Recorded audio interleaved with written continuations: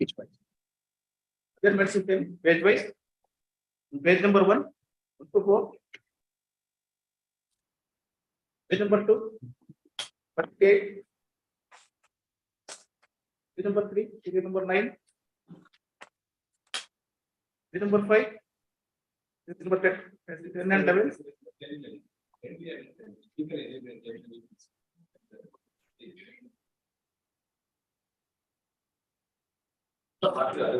Suit is of which year? Suit is of which year?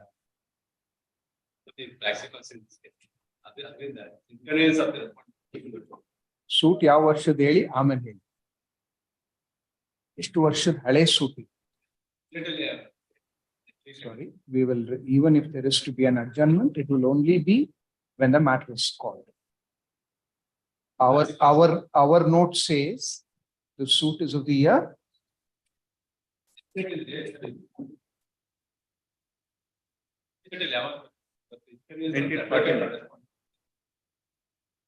Suit is of the year 1949. Sorry, sir. Mention when the matter is called. Let us see what it is.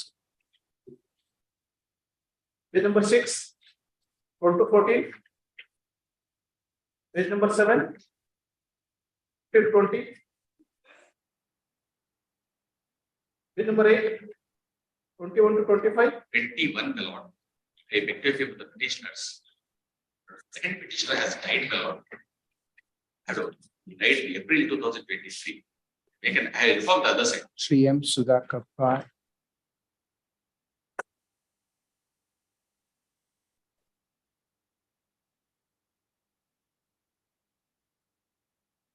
Sri M. Sudhakar Pai, learned counsel for the petitioner submits that the second petitioner, as according to the tentative instructions he has received, as died in the month of April 2023.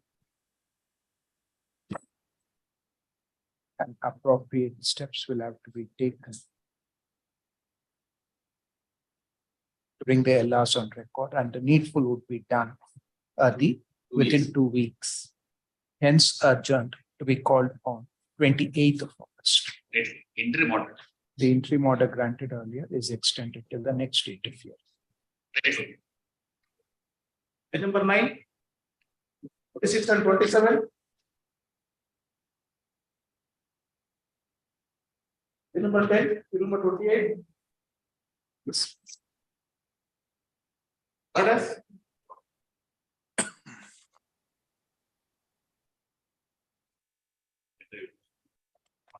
Subject. Remember. It will be listed. Page number 1, Sanat Kumar Shetty. This time maybe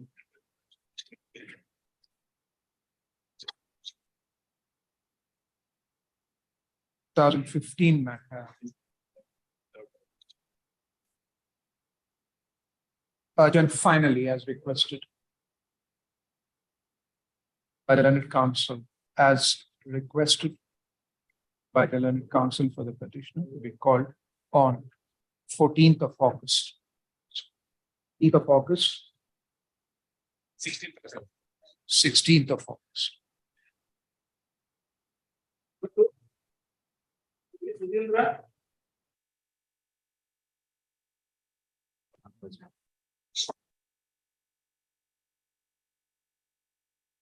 Stage IA recalling the order, it was dismissed for being out right in the year 1994.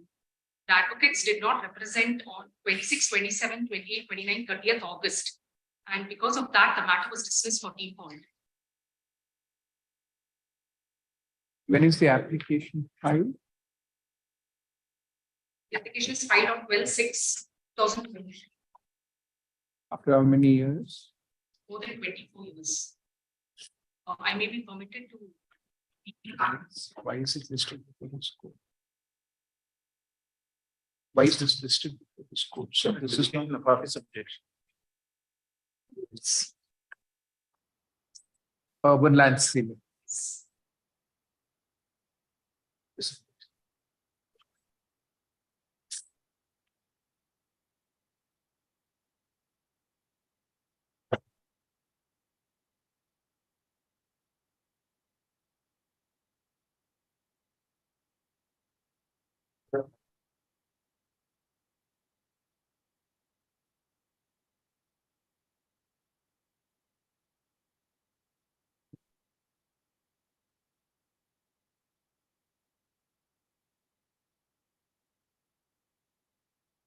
Got a copy of the application with you, madam?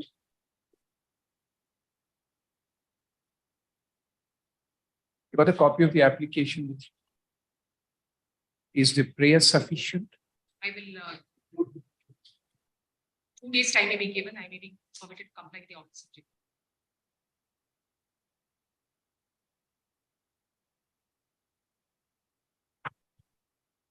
The Learned Counsel for the petitioner is permitted to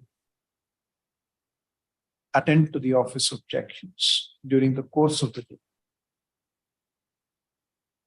if necessary, by making necessary amendment in the application as now filed. The office is directed to relist this petition on 16th of August.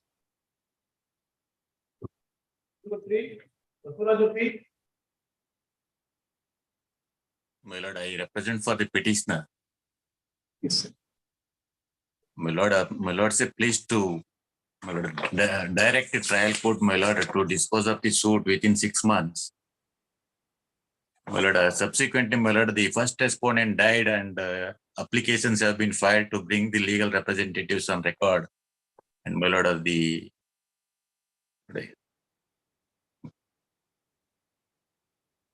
Who do you appear for, sir? my lord, petition. Who is for the plaintiff? My lord, petitioner is the plaintiff. Who appears for the petitioner then?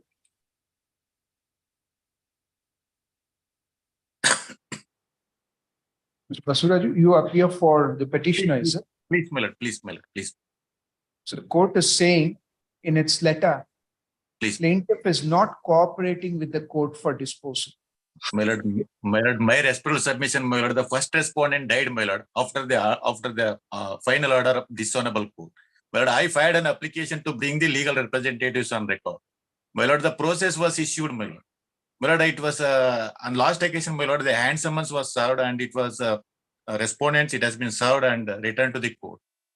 My lord, we are each and every day, my lord, we are participating in the proceedings. My lord, in the absence of bringing the legal representatives, my lord, of the first respondent, my lord, suit cannot be proceeded, my lord. If you don't take steps, we'll observe that the civil court shall dismiss the suit for default, sir. We have already taken the steps, it has been served to them, my lord. Well, if you default, there will be a dismissal. Please, my lord, please. This court's order dated 18th of October 2022. And the communication addressed by the civil court on 13/7/2023 are produced.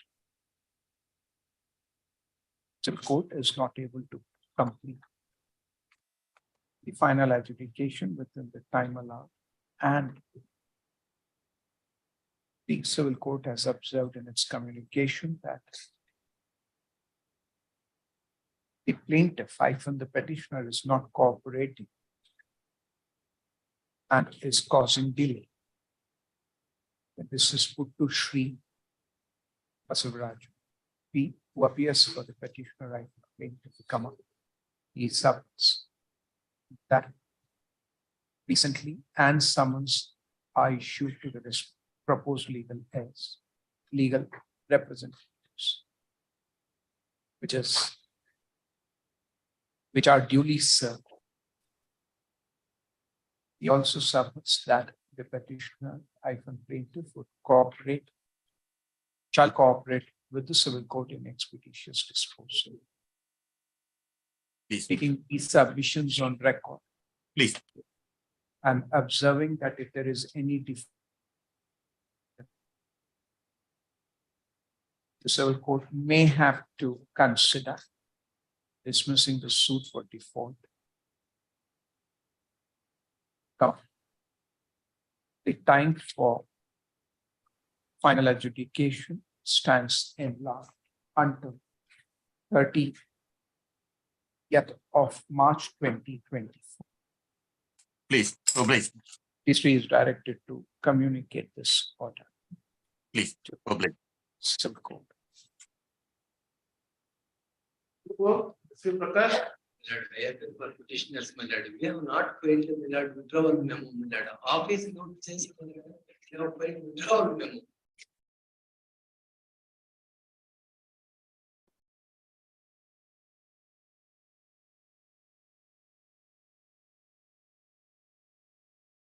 Note.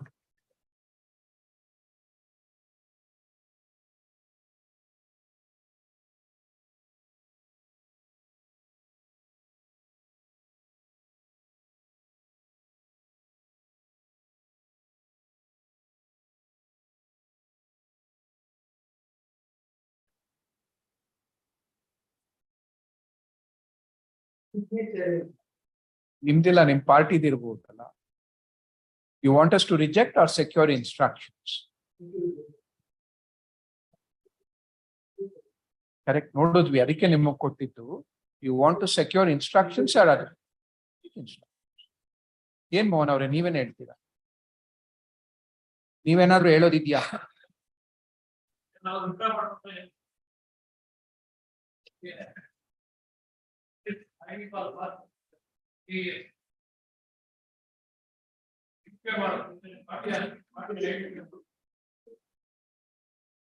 A memo for withdrawal is filed on 19/7/2020. It is signed, this memo is signed by 3 petitioners and Shri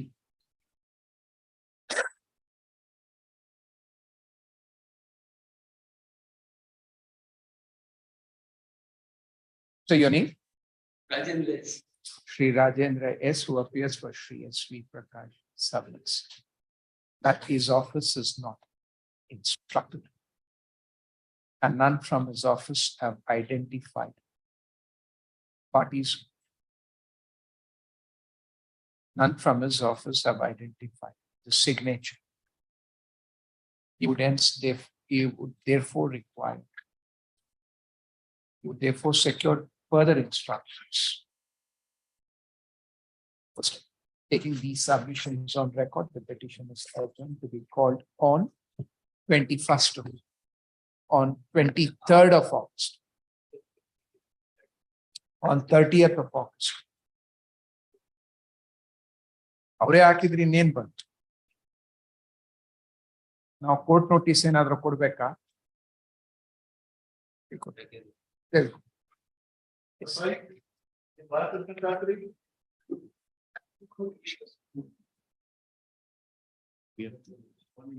If respondent is necessary, sir.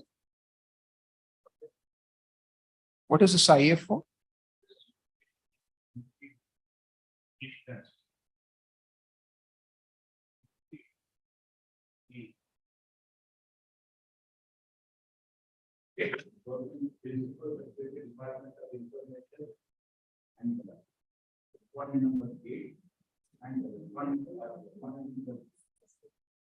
Respondents 4 and 5. We include respondents 4 and 5. Who are they?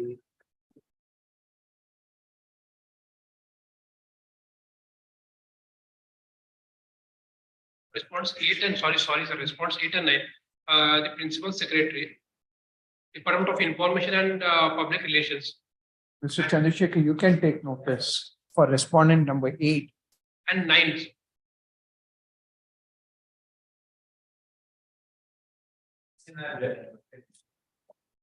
no, Principal Secretary Department. So we'll permit you to take notice. Respondent number 9, So 9 is internal and private limited.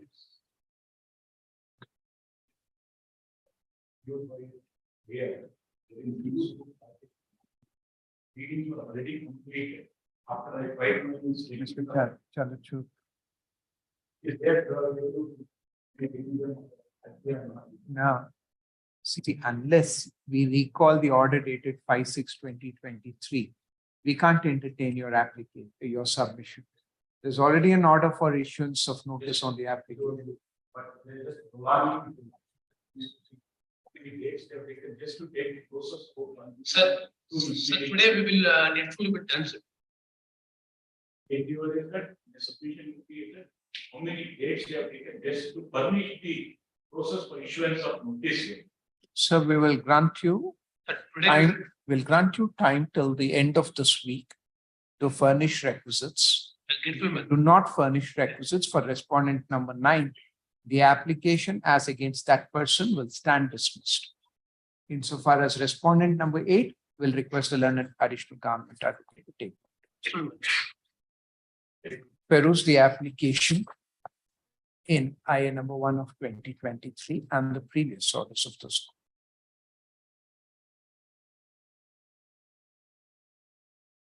First,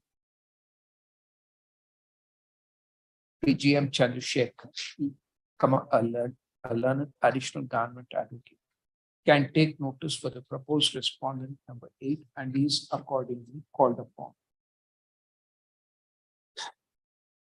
The counsel for the petitioner is permitted to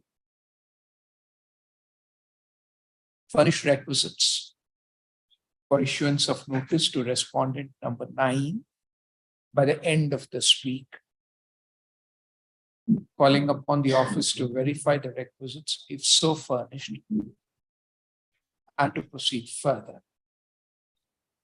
It is observed,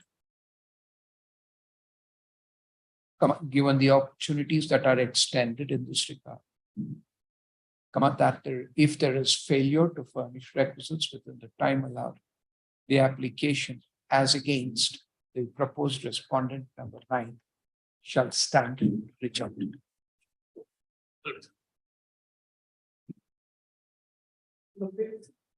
Upesh Kumar.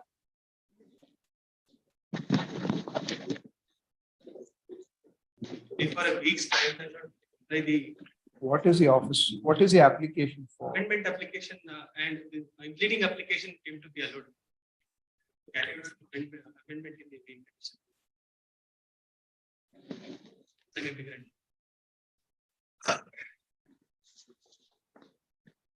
Please do the needful today, otherwise the application can be dismissed. Friday I will do it.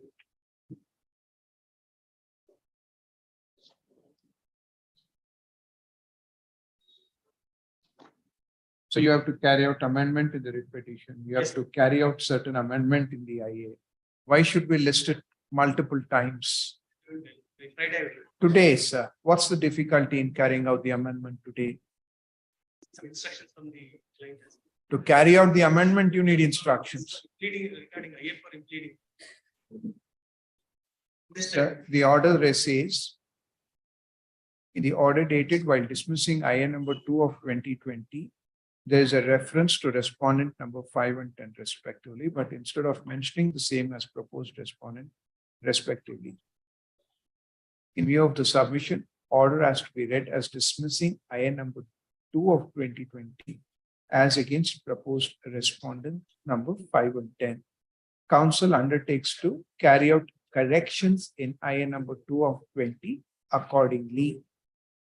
Counsel for the party submit that the subject is distinct and may be services.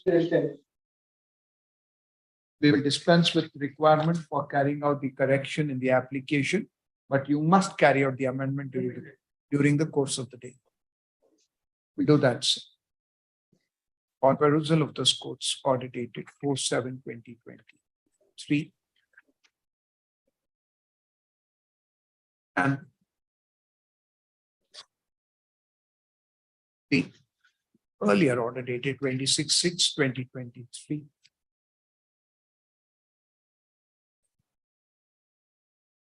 The correction of the corresponding correction in IA number 2 of 2020. That's dispensed with. The learned counsel is permitted to carry out amendment during the course of the day and file amended cross title by the end of this week. It is observed that if there is failure in respect of either, the petition shall be liable to be dismissed for default. Interim order may be extended. The interim order granted earlier is extended to the next date. Your Lordship, a kind submission, a date may kindly be fixed in this case. Mr. Raghunath, any urgency in the matter, sir? Serial number 6. I'm sorry, this is IIP for response number 5 to 9, Your Lordship. Any urgency in the matter? There is a Yes. stay in this case that since 2018, the subsidy which has not been given to the A certificate produced, Lordship. So there's the date may kindly be fixed. Officers, That's so you're affected by the interim order? please plan. Good. I'm the person. Directed to relist this petition on 23rd of August. Please, much obliged. Kumar.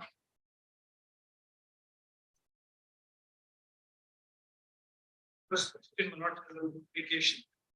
Section 10 for the Open Land Ceiling Act.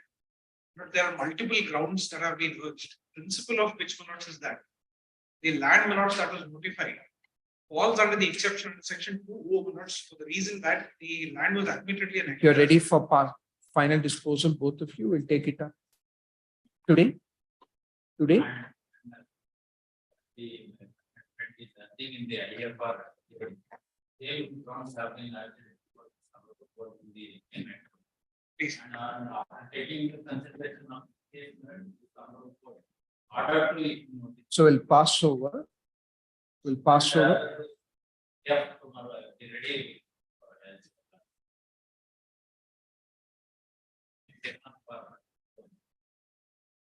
Yeah. Firstly, subject to your lordship's. One day? Somara Rajana. ಎಲ್ರಿಗೂ ಅಲ್ಲಪ್ಪ ಅವ್ರಿಗೆ ಕೇಳಿದ್ದು. Lest it be understood otherwise.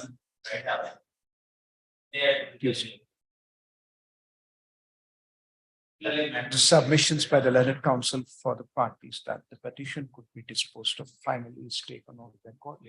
And the office is directed to relist this petition on 16th of August. So great. Just get it out.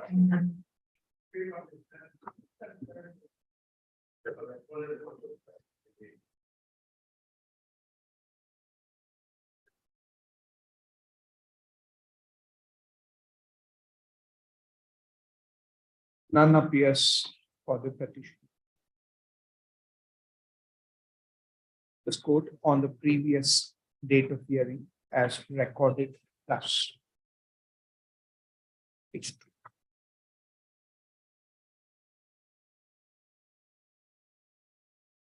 It is obvious that the concerned is not interested in prosecuting the petition and therefore the petition stands dismissed for default. We have dismissed the petition for default.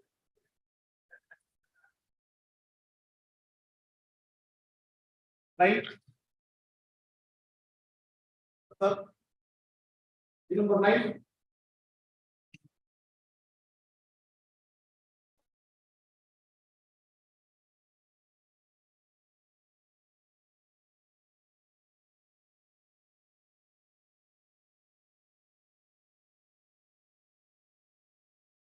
Shaker, you're familiar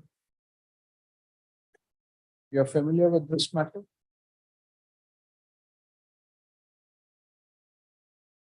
The question of stamp duty.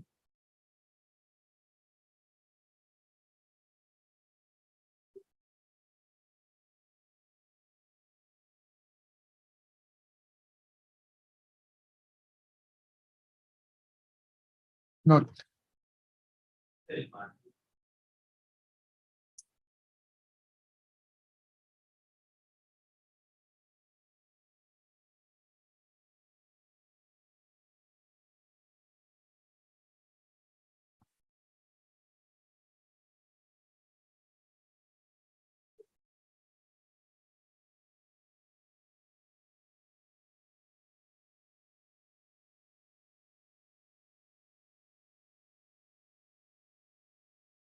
You are asking for the petitioner ready password.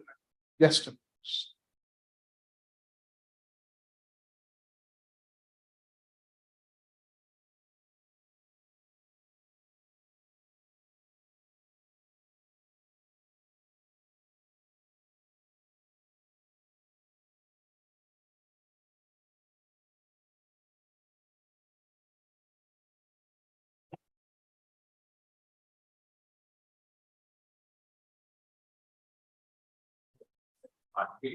No, therefore, we don't want, we want you to assist us in our. I, sir, it's our order. Now you can't be pointing fingers at them. You want to assist, you make a statement. Otherwise, we'll say you're not willing to assist and we'll proceed to decide the matter on merits. Well, have you served a copy on the other side? So ready password. Why not? This is the third time this matter is being listed after this particular order. Senior will come. You want your senior to come and serve copy on the other side. We will dismiss the petition for default. We are passing over the matter. If copies are not served by the time we call the matter next, the petition will be dismissed for default. Ensure copies are served on the changes. Parcel.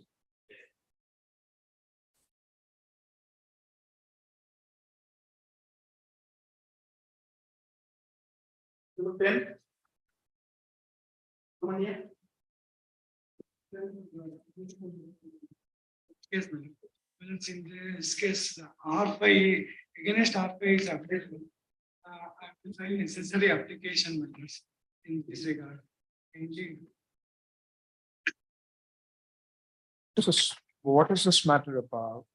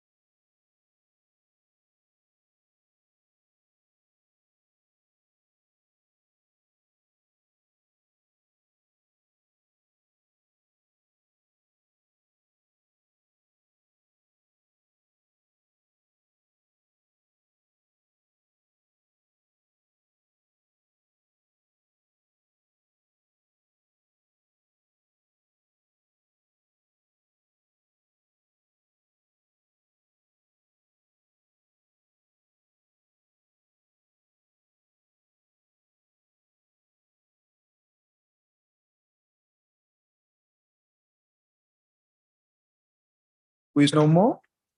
R ten. How would that person be a necessary party, sir?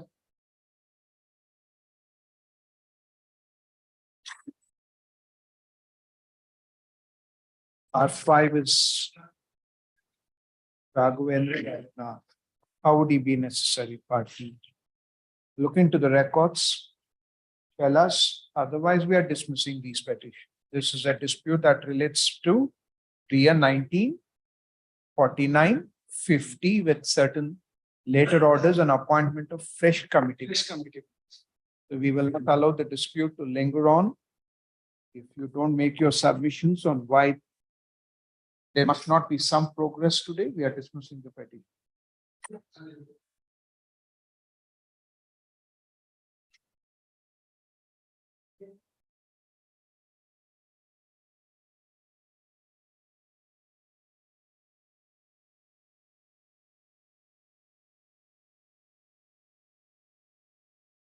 This is the second petition.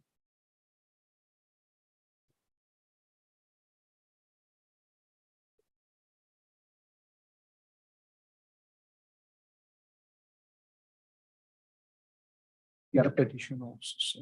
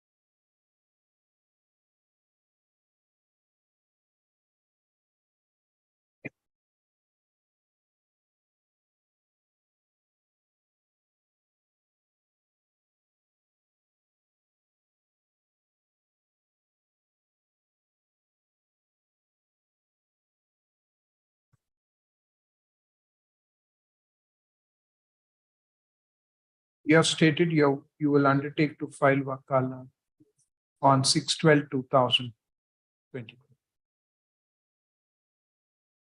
They have not, then we'll dismiss the petition for default.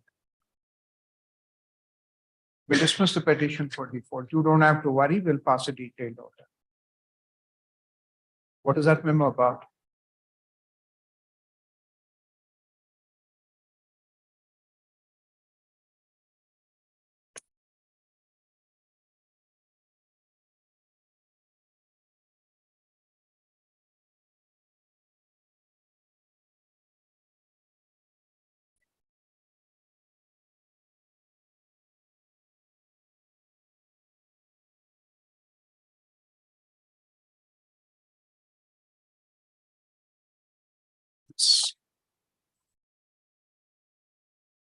The records are produced.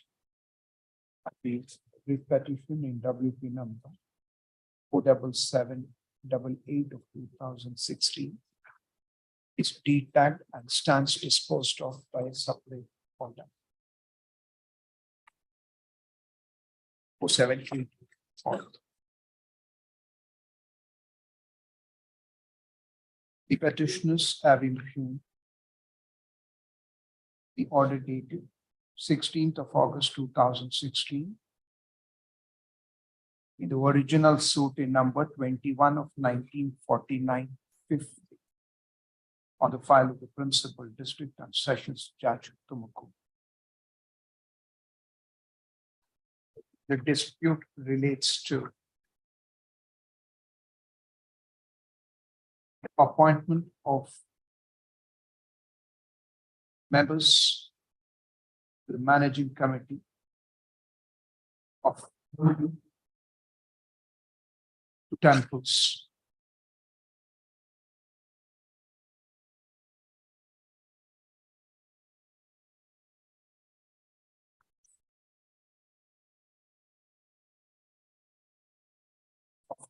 Sri Bhavaneshwari Temple and Sri Anjaneya Temple.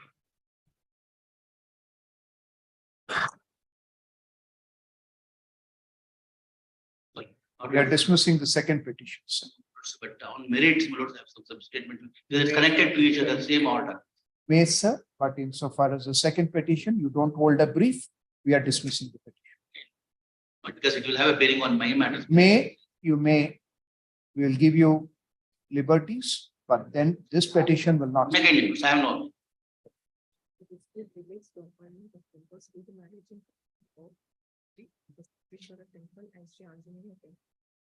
Tumakuru.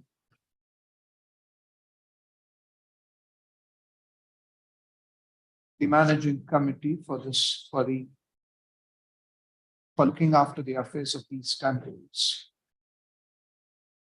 is constituted pursuant to orders in 1951. And it would suffice to say, for the purposes of this petition, that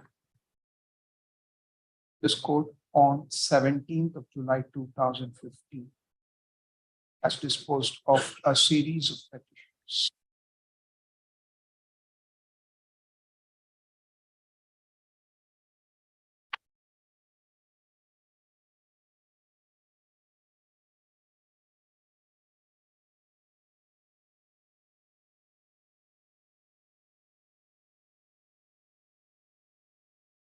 Leaving open all contentions as regards a permanent mechanism or scheme to be formulated for the trustees, left open to be decided.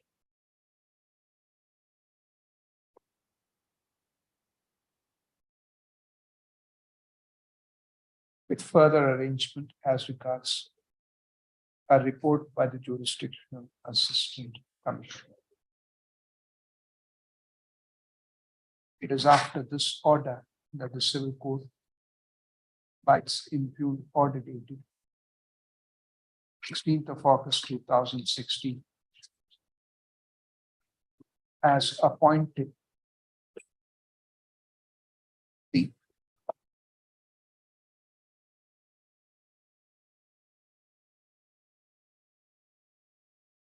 second and third respondents as members of the managing committee. Insofar as these two petitioners, the civil court's observation is as under. The petitioners were represented by Madam S.R. Anuradha, on whose behalf difficulty is pleaded because she is designated. Her colleague, Madam Swati Ashok, are undertaken to appear for the petitions. Presently, Madam Swati Ashok places on record a memo along with copy of the letter dated 2/8/2023 letters addressed to the petitioners and the postal acknowledged window receipt to say that despite the communication as aforesaid, she has no instructions. First, if the petitioners were aggrieved by their exclusion, but choose not to prosecute the petition,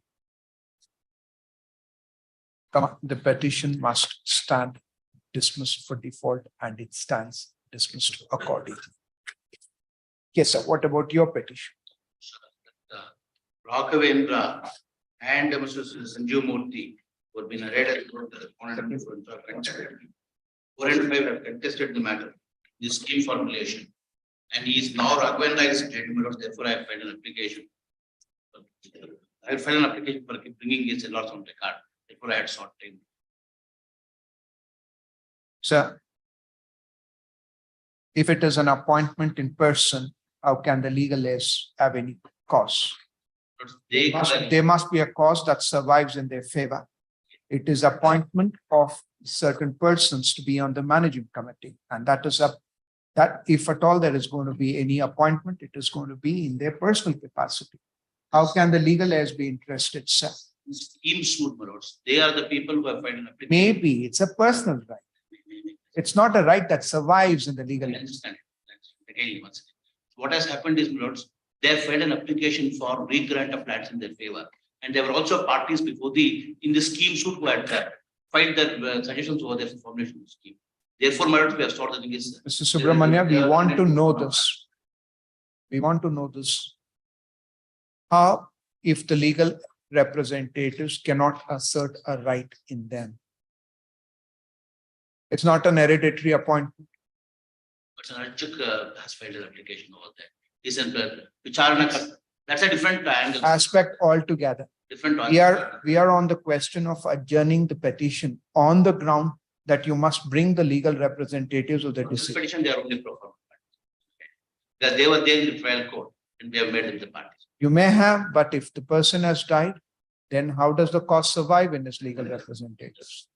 Then McKinney have definitely understood. Please, Okay. Tomorrow, daily order. Insofar as the petition in WP number 3189 of 2017,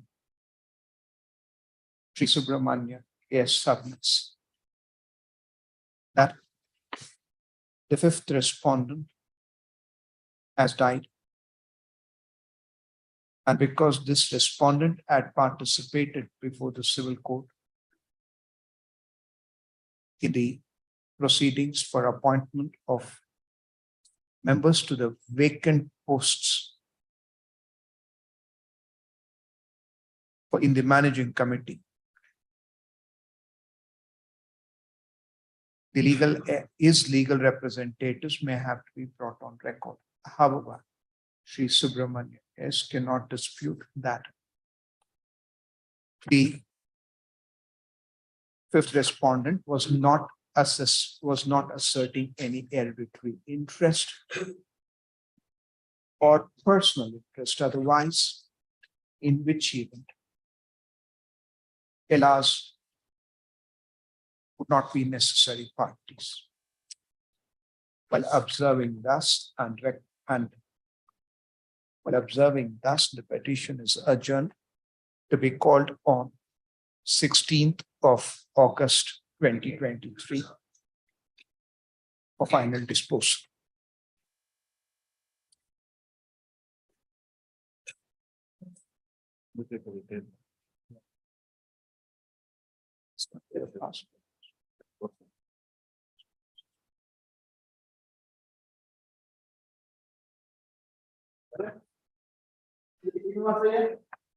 My lord, I appear for the petitioner, my lord. Yesterday only we have filed NOC wakalat, my lord. Kindly a week time may be granted, my lord.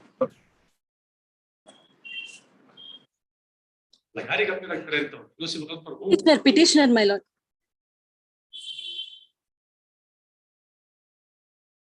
I will not heard this matter on Monday.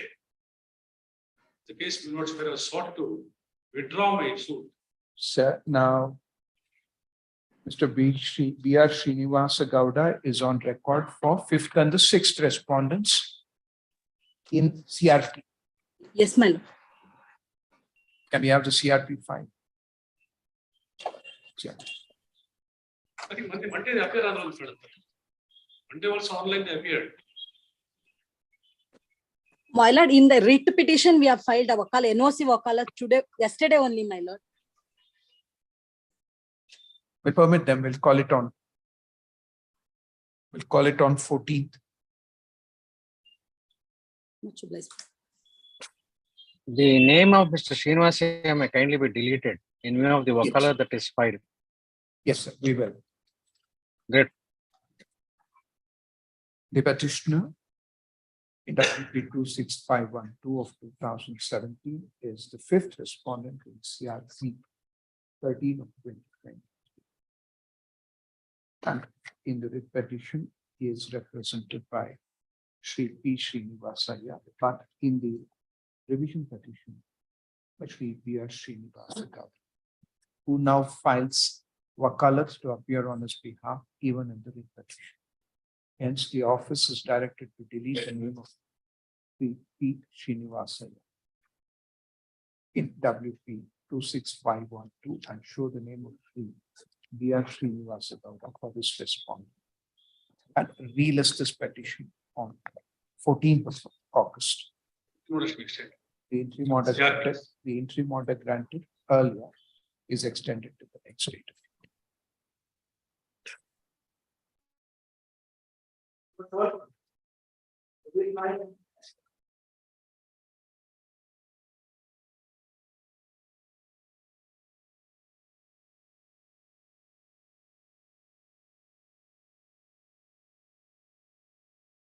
Yes, sir. My lord, in a suit for partition.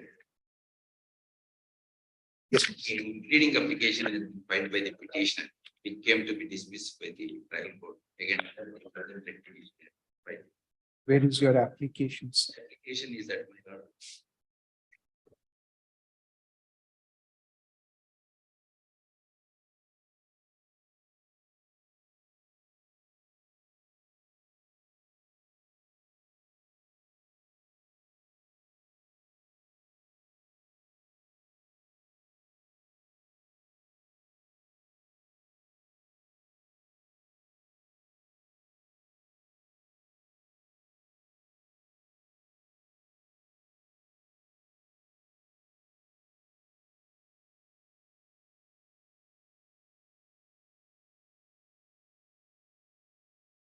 Yes, sir.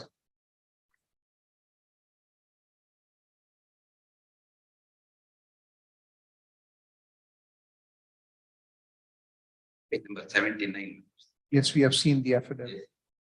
In affidavit, it has been stated at para 3. May I read? Yes, we have read the affidavits. So you have interest of 28.5 quintas. My father and the Balapareddy and the Narayanappa are the brothers. Now the partition suit has been filed by the legal heirs of Narayanappa Against their siblings, within their family. Between their brothers. My lord, actually, the father Peddana, who earlier executed a release deed in favor of me, went away from the and thereafter, when the Arbitrator refused to maintain it, he joined me again, and he executed a will in my favor, bequeathing this property in my favor. So I filed an application to include me as a necessary party because they incorporated my property into their good for partition. The court observed that I have not proved the will and I have not seek for cancellation of the earlier single released and partition deed. Hence, I am not a necessary party according to the humble submission is this. I will establish my case before the trial court if once I have been allowed to come on record. According to you, the property was owned by, My father, it is a self-occurred property of my father, Pedana. he, at the first instance, released 19 kuntas, Please. later bequeathed 9.5 kuntas. Yes. So you acquired 28.5 kuntas. And the suit is filed for partition by your brother's children Children. within their family, Yes. including the 9.5 kuntas. That's all. Now, what is the suit invoice number 590 of 88? 590 is been filed by me against my brother Narayanappa, who based on the will. The will witnesses has not been examined and accordingly it came to be dismissed. I filed RFL also came to be dismissed. When we filed review petition before this honorable court, there is an observation made by this honorable court, which is at page number 17, RP 39 of 2011.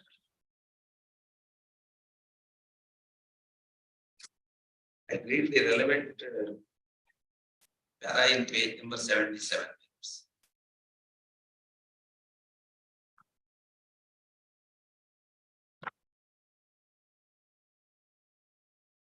Then my sister has filed a suit for partition in respect of very same property. This honorable court permit me to establish my will in that suit. Of course, that suit also came to be dismissed. My now RA is pending before the appellate. What is the finding on the will in that suit? In the suit filed by your sister? The will has been established. That's the finding. Yes, her suit for. But there is a finding in your favor. Yes. That I have to establish and produce all the documents before the present suit before the trial. What come to the conclusion that those documents are not produced at this point. Hence, he is not a necessary party. And they are about to settle the matter by referring to the mediation. To protect the proceedings, the present application is filed accordingly.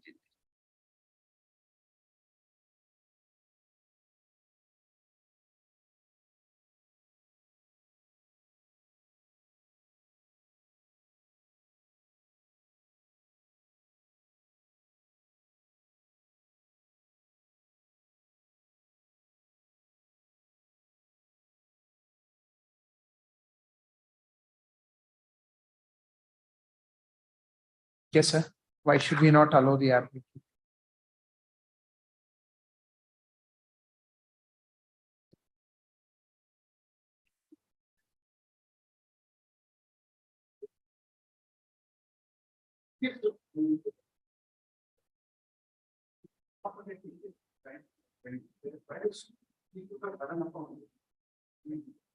But a certain liberty is reserved as found in page 77. No, that is dismissed, but there is a finding on the will in his favor. That's a statement made at the bar.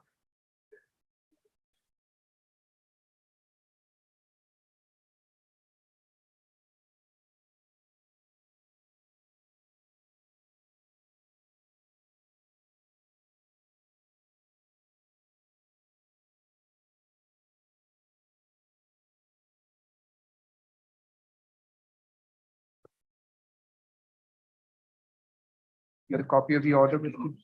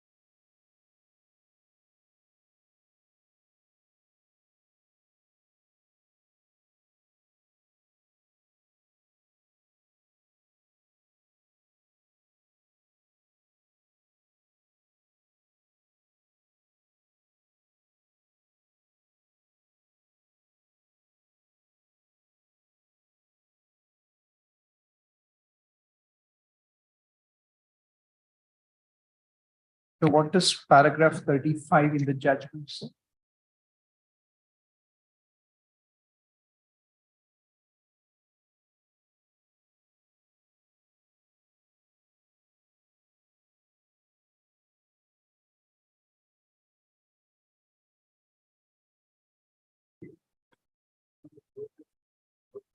Even though DW2 cross-examined at length, but in the existence of D18 and D19, which have already reached its finality, the contention of DW2 not hold good, and the evidence or the cross-examination so and so not helpful to the case of the plaintiff, and though DW3 not examined to corroborate the will, and also but in the existence of the observations made in Exhibit D18 holds good. So Exhibit D18 is a copy of the judgment and invoice number 1452 of 2009. There are certain findings there. Somebody, it's going in a spiral. Idan refer ಮಾಡಿ ಅದನ್ನ refer ಮಾಡಿ ಅಂತ civil court ಏನು refer ಮಾಡಿಲ್ಲ. So we'll ask the civil court to reconsider everything and decide on the application. Or if you have a copy of the judgment, invoice number 1452 of 2009, you may pass it. Who are you? Are you a member of the family? Did you oppose the application? You have opposed the application. Where is the objection statement?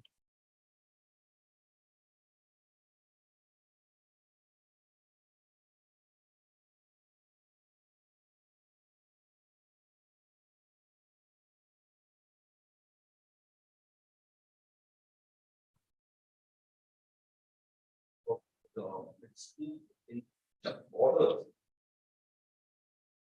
Depending on the producer. You are defendant number 3, is it? You are not a family member, but No.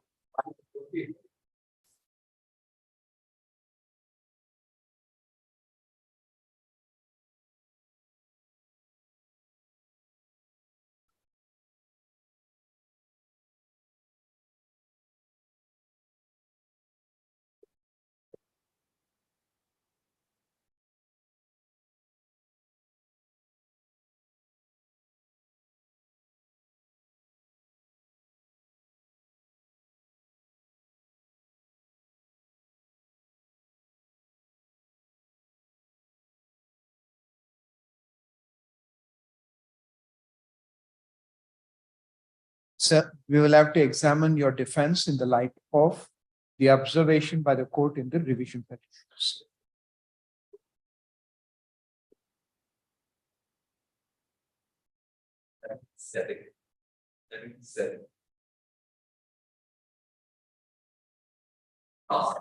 Yes. That discussion made about.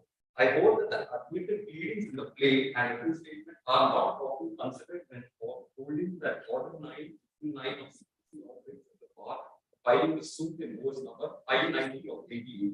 The bar at the most applies in respect of item number 3 and not the other items of this.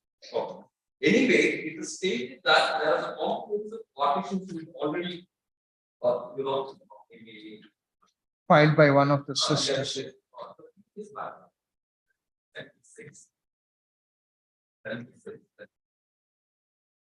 8 governments. 8 governments made categorically mention that the earlier suit in OS number 1167 of 82 was filed only in respect of item number 3. Other properties in the present suit are not the subject matter in the earlier suit. The finding that the bill is not true is sound and proper. But nonetheless. But nonetheless, it emerges that in the absence of bill, the property should go by evolution as per substitution. The question would be whether the plaintiff is entitled to substitution being a separated son, and whether the defendant is entitled to a share, also be separated from his father. The right of substitution of plaintiff, defendant, and other sister is a matter that has been thoroughly gone into an appropriate constituted proceeding. It is submitted that the sister has filed a suit in OS number 1168, seeking a share in respect of item number 2. So far as the change property is item number 1.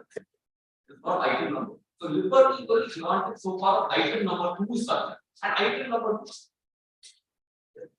That be very clear, sir. What is the item number 1 in that suit? 60 116782. I will call you a lot of stuff.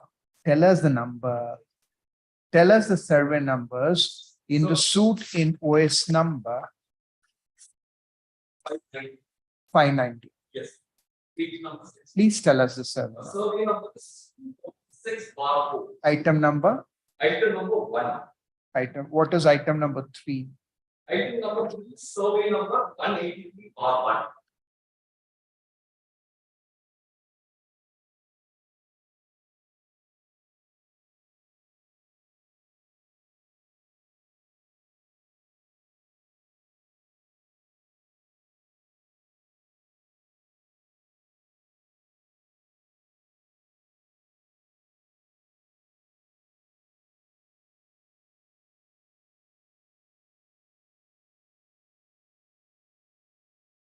Item number 2. Survey number 12.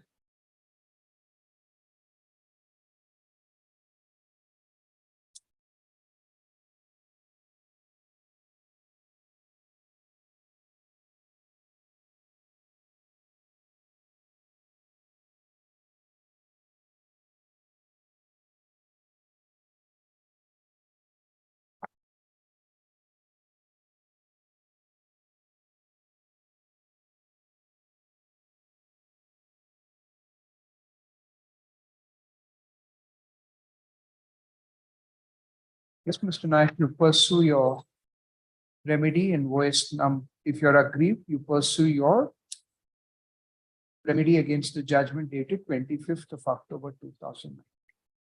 Yes, 1116. Please pending. So no reason for interference. Now they compromise it. So if ultimately you succeed in your challenge to the judgment, everything will have to yield. Right?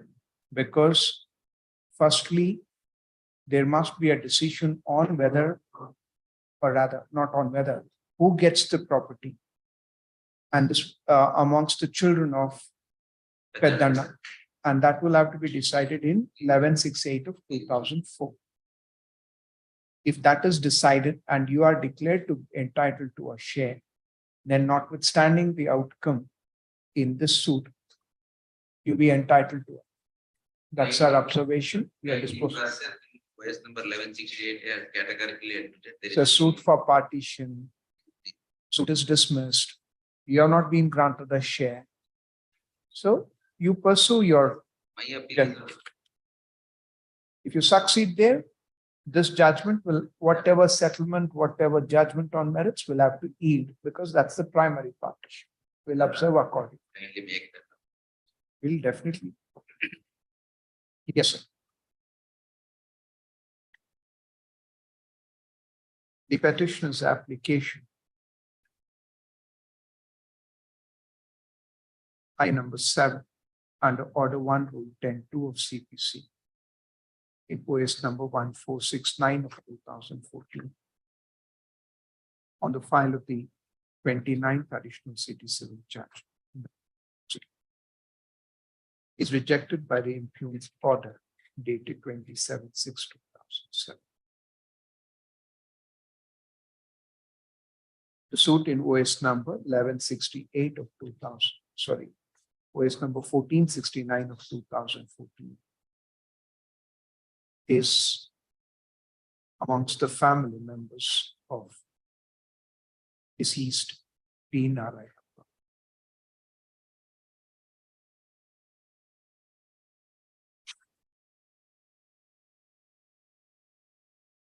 The petitioner is no more, and his legal representatives have come on record. There is no dispute that the petitioner and Sri P. Narayana are brothers, and are parties to different earlier proceedings, including suit in OS number 590 of 1988, which has culminated with this court's judgment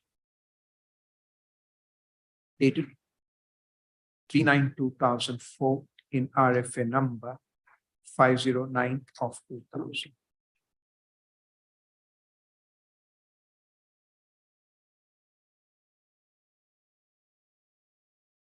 In fact, the petitioner had filed an application for review of the judgment dated 3/9/2004 in RP number 69 of 2005. And this review petition stands disposed of with the observation as hereunder. Page 76, 77, one paragraph.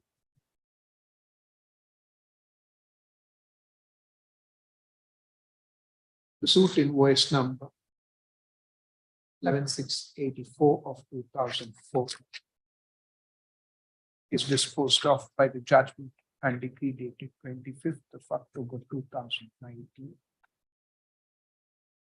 without declaring any share either in favor of the petitioner or the plaintiff in OS number 1168 of 2004, who is the petitioner's sister.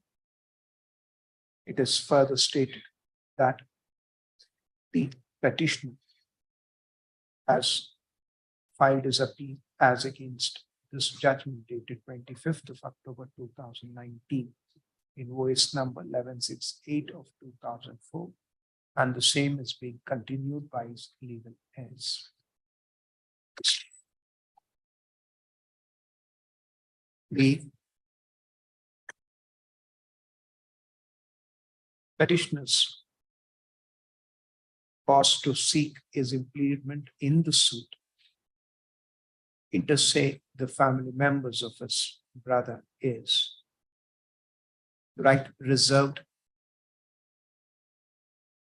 in his favor, as aforesaid in the review petition. In the aforesaid review petition. And the anxiety that if there is any decision, insofar as the 9.5 quintas in survey number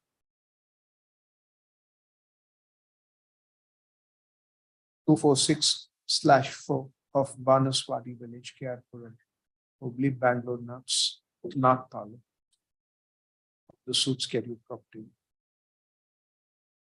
his rights would be prejudiced. First, the petitioner, though the aforesaid is the cause for the application, as relied upon last will and testament allegedly executed in his favor by his father, Sri Peddana, on 11/7/1974. First, the merits of the petitioners, right, based on the last will and testament dated 11/7/1974, will have to be considered only in the pen appeal filed by him against the judgment dated 25th of October 2000. And if ultimately it is held that the petition, either because of the wealth, either because of the aforesaid last will and testament, or because of devolution of interest, as mentioned by this court in the order dated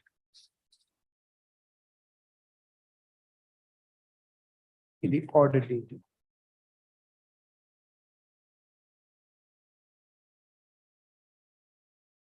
13th of October 2006 in the aforesaid petition.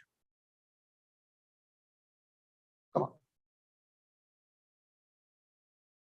Such vindication would be amongst the primary family members, and any settlement other by the next family members will have to yield. This court is not persuaded to interfere with the, therefore this court is not persuaded to interfere with the civil court's impugned order. And petition stands disposed of disposed of observing that all questions must be decided in the petitioner's appeal as against the judgment dated 25th of October 2019, OS number 1168 of 2004, except insofar as the observation on the petitioner's right in the event there is any vindication in such. The petition stands dismissed accordingly.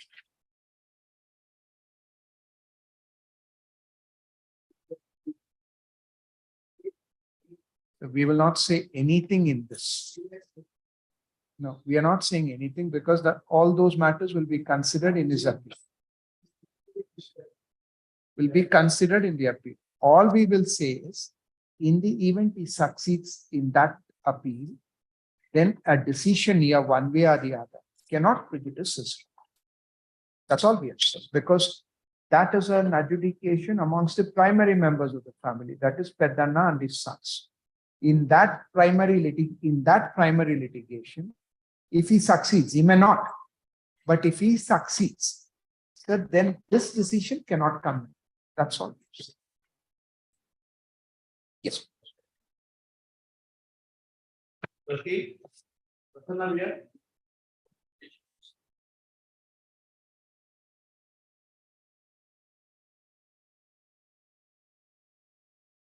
Yes, sir.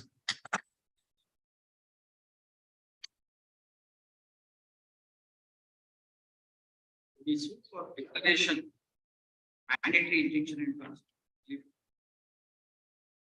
Court has appointed a commissioner on the application of the Permanent injunction as declaration declaring that the plaintiff has got a right of roadway by as a prescriptive right on the government land, and not further mandatory injunction directing the defendant to remove the blockage put up on the road used to be which is under the use of the prisoner. The declaration is for prescriptive right Please, over a road identified as RR Road please. on the southern side of the plain scheduled property and running through survey number 115 Bachpe village. Yes. Now, which is the government property? The 115. 115.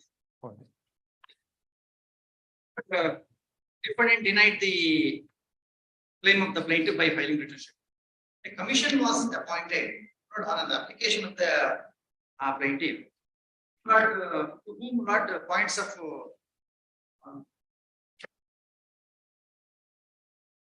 to be noted not has been filed by both the parties. Can As we, per G laws, which is the order appointing the commissioner? but earlier not the order is not produced. Subsequently, commission was not inspected the spot with the help of the surveyor ADLR and not submitted a report wide annexure G, page number 18, along with the sketch. The commission not has reported all the questions raised by both the parties. Which is the plain scheduled property, sir. But 115 is government land, please, but that is 115 of Malavur village. Maravur village. But here we are referring to 115 of Bachpe village. We have page number 14 with us.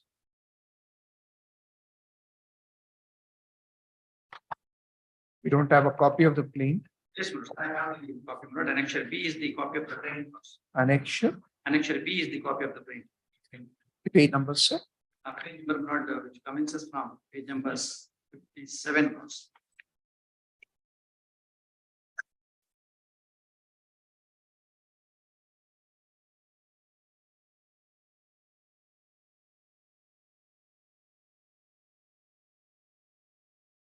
Schedule property lot of the plaintiff not belongs to the plaintiff. 63 of Malavur village. Please. Please, But the road runs through survey number 115 of Bajpayee village. please, please. Yes, sir. But kindly see the sketch plot prepared by the commissioner. Measure G1.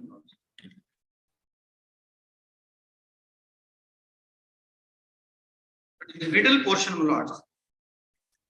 On the northern side lot, survey number 121/1 lot measuring about 7 acres and odd lots belongs to the plaintiff. So which lots? There exists a road lots leading to the said property. Lot PWD road lots from south to north lots. You know, cement hakiruva raste. Cement ittige hakiರುವ ರಸ್ತೆ, that is the blockage lots made by the defendant. In the pendants. Cement ittige hakiruva raste. ಹೌದು, ಅಲ್ಲಿ R ಅಂತ ತೋರಿಸಿದ್ದಾರೆ.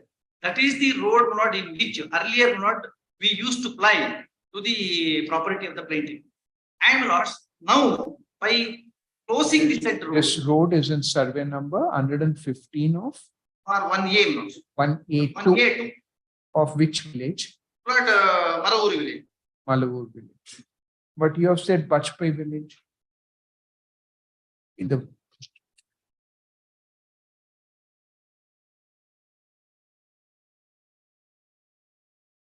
But 115 not in Bajpayee village lots. My property lot is situated not on the northern side, which belongs to Maravur. It is abutting lots. so 121 is Bar of 121/1 1 is Maravur, Maravur village. Whereas lots 115/1 lots Malavur. Maravur village. Now, where is survey number 63? That's the plain schedule. But That's the plain schedule, isn't it? please. So we are not really concerned with survey number 121/1 unless you say it's now renumbered. Earlier it was 63 and now renumbered. But it is yes, lots 121 lots. That's not the plain schedule property. Or is there a mistake in mentioning survey number? No, there is no mistake. Plain sketch lot it is not produced. Not it is. See, survey number 63 ante helidira. Illi 121 ಅಂತ ಹೇಳ್ತಾ ಇದ್ದೀರಾ, ಅದಕ್ಕೆ ಕೇಳ್ತಾ ಇದ್ದೀನಿ. Number 63 and Page 64. no, that is Description. number 63 of Maravur. It's not survey number 63. It's got another number. Survey number is 121. ಅದು ಮಳವೂರು village ಗೆ number 63 ಅಂತ ಕೊಡಿ. It's not a survey number. Survey number ಒಂದೇ ಇರುತ್ತೆ. ಅದ್ರಲ್ಲಿ ಇನ್ನೊಂದು ನಂಬರ್ ಎಂತ ಬಂತು? Survey number is 121 lots. ಮಳವೂರು village ಇತ್ತು number 63 ಅಂತ. ಅಲ್ಲಿ work property situated in number 63 of Malavur village. Survey number is not 63. Survey number is 121. Village number is 63.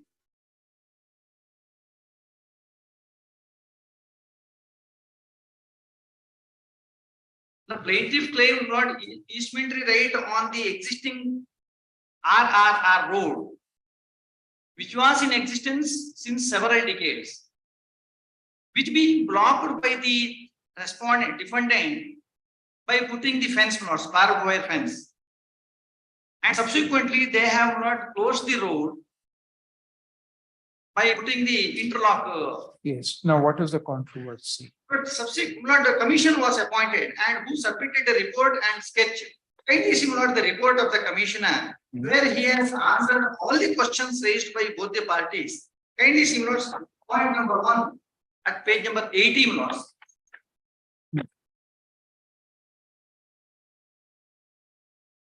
The undersigned was last line lots.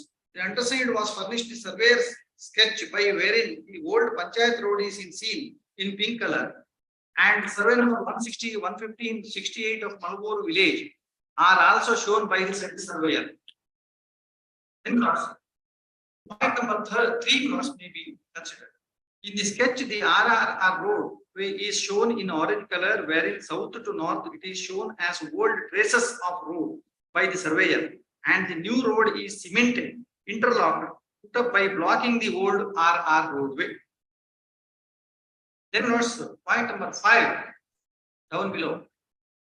In the annexed sketch, the RRR roadway is shown continued beyond survey number 115, and defendant number 2 have constructed new interlocked paved road, which can be seen in the orange color in the sketch given to the undersigned in the plain schedule property in survey number 121. Then point number 6 also.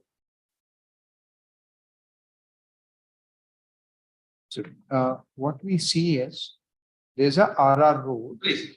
then there is cement ಇಟ್ಟಿಗೆ ಹಾಕಿರುವಂತ ರಸ್ತೆ. ಹೌದು. ತದನಂತರದಲ್ಲಿ ಶ್ವಾನದಳದ ಶ್ವಾನದಳ, that is subsequent construction.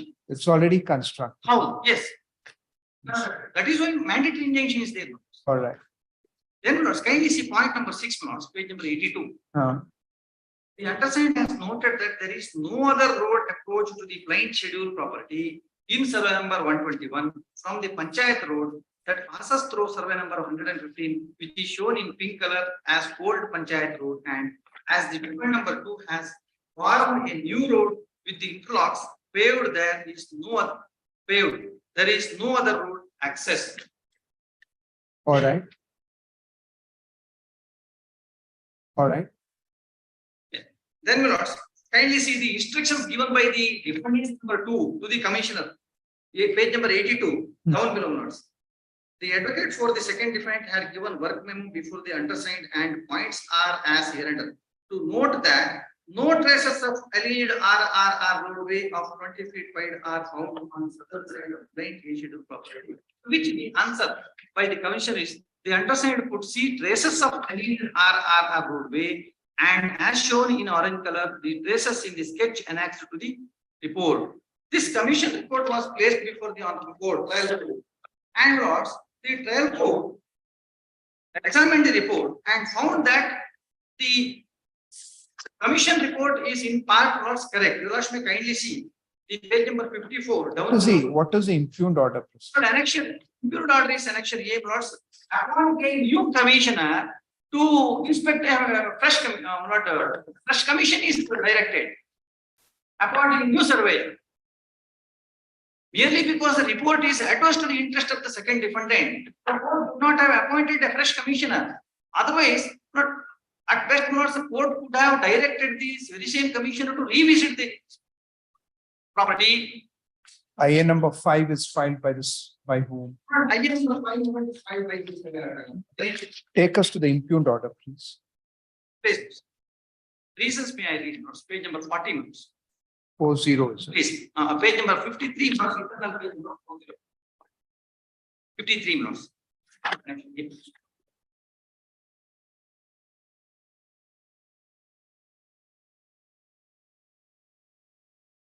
This is a suit filed by the plaintiff for the relief of declaration that the plaintiff has acquired prescriptive easement right of way over Civil R roadway situated on the southern side of the plain schedule property and passing through 115 of Bajpayee village of Mangalore Taluk, and for consequential relief of permanent mandatory injunction directing the defendants, their men, servants, and agents to anyone claiming under them to remove barbed wire fence and obstacles placed by them across RRR roadway, and also wire fence erected on the southern side of A schedule property within the limit times stipulated by this court, and for permanent private injunction restraining the defendants, their men, agents, servants, or under them from placing any obstructions to RRR roadway or obstructing the plaintiff, anyone claiming through him or under him gaining access to the RRR roadway or in any manner interfering with the enjoyment of the property of the plaintiff and otherwise.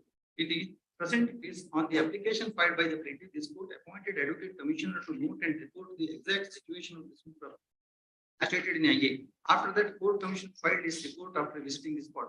Thereafter, the counsel for the plaintiff submitted no objections to the commission report, but the counsel for the defendant number 2 filed objections.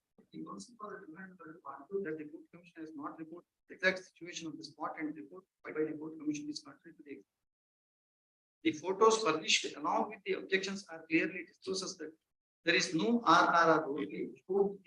Sir, is this court commissioner cross-examined after the objections? Straight away, Murad's learned judge has appointed a fresh commission. Merely because the counsel for the defendant has filed objections and produced certain photographs. So can the court commissioner's report be set aside?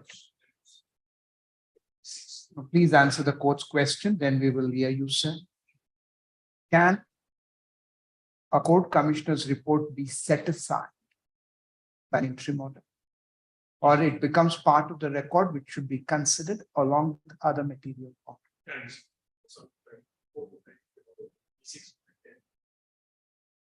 What does it say? Report the commissioner and evidence taken by him shall be evidence that shall form part of the record.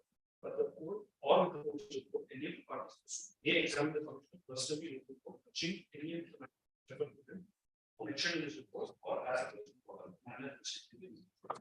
Has that been done? No. Has that been done? When the court is for any reason dissatisfied with the proceedings of the commission, it may direct such further inquiry to be made and checked. Correct. So we'll ask you, we'll go back to block 1 and ask you the same question, sir. Can the commissioner's report be set aside? It can. It can't be, it's going to be our opinion, sir. It shall remain part of the record. If the court wants to, if you have serious objections, you may cross-examine the commissioner. And if there has to be a further commission, then it can follow. The commissioner's report, which is to be part of the record, cannot be set aside. Can it be set aside is the question to you, sir. So don't we have our own judgments, sir?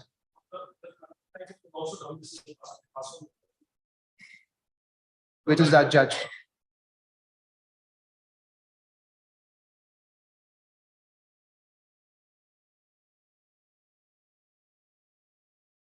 Was the commissioner being impeached? The commissioner's report was set aside. Was the commissioner being impeached?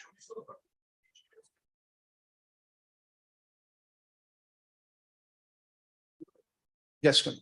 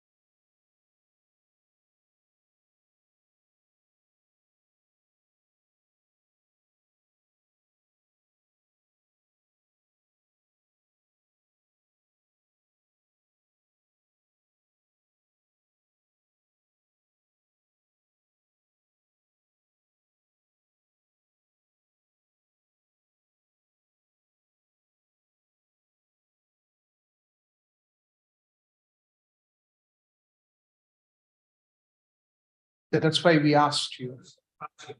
The commissioner may not have been impeached, but the manner in which the commissioner's warrant is executed is impeached and therefore set aside. But with the observation, the same commissioner shall visit the property. Correct, sir? Now,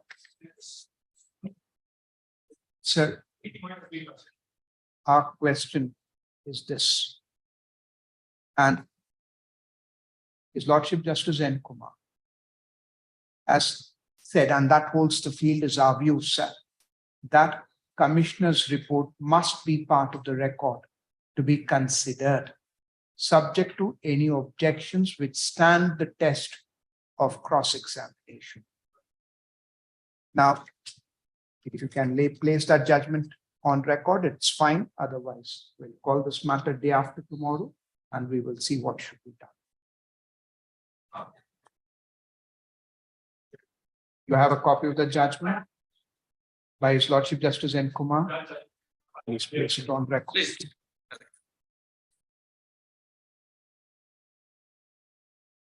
Sir, unless the process is impeached or the commissioner himself is impeached for on reasons of bias and all that, sir, then again, subject to cross-examination, it cannot be discarded at the interim stage. It cannot be a mini trial. Within a trial is the premise from which we will commence our consideration. You'll have to persuade us otherwise.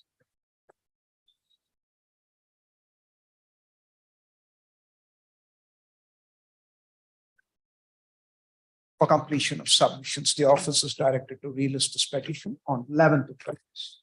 The interim order granted earlier is continued to the next. Okay.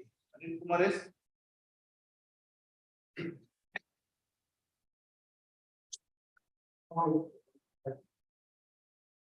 Yes, sir.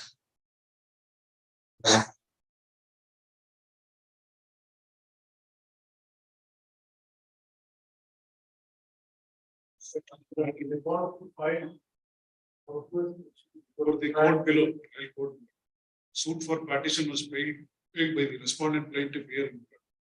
They amended their claim, filed by written statement. Written statement was rejected inside before your lordship. Amendment of written statement. It is around, will compromise the suit before the court. So you say the matter is settled.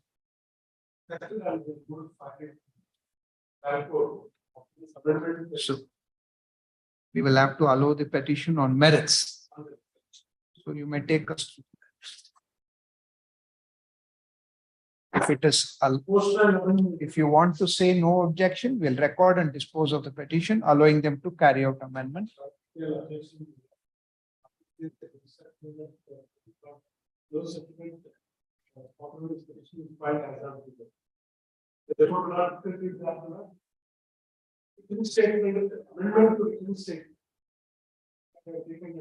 So no sitting on the fence. If you say no objection, if you say no objection, we will take it on record. Allow the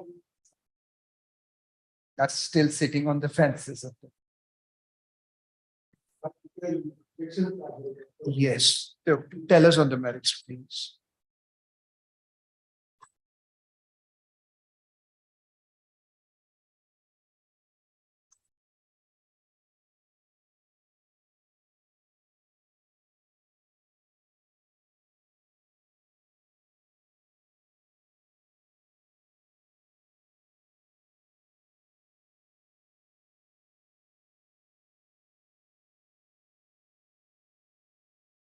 Petition was filed by the respondents. Which is A. Page 32.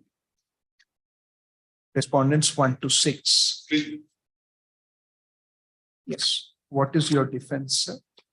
kindly see the schedule. The board, page 40.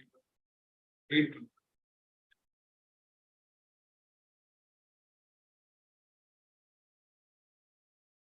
You're interested in item number?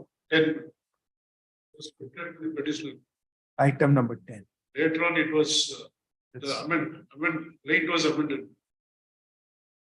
Amended the plaint matter. At the first instance, it was not included matter when they filed the suit for partition. Item number 10 is included. No, after amendment, it was included. Amendment plaint is at page 71. Initially only, Only 1 to 4 was there. and later they have included other property. Till 21, the properties were also included, including the property which was gifted to the petitioner. You were initially a party to the suit. No, You were also impleaded later. this.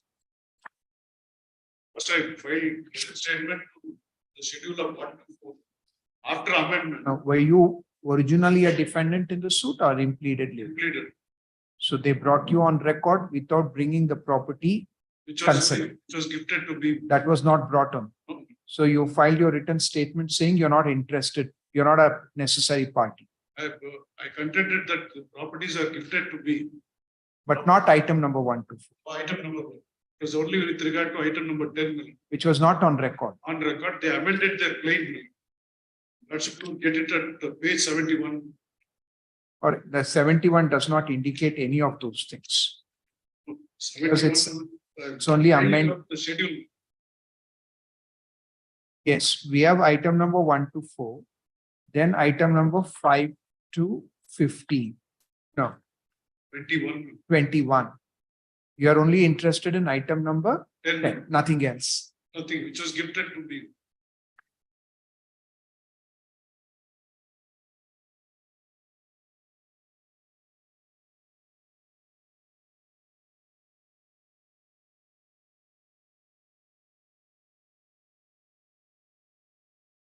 Where is your written statement, original written statements? Please.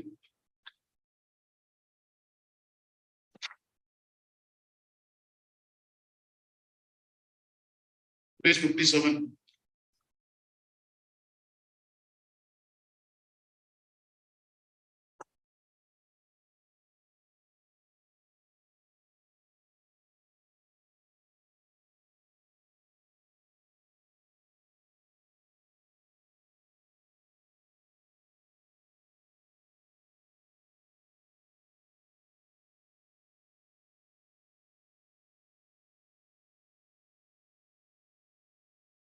Where have you stated you are not interested in any of the suit schedule properties in the original written statement?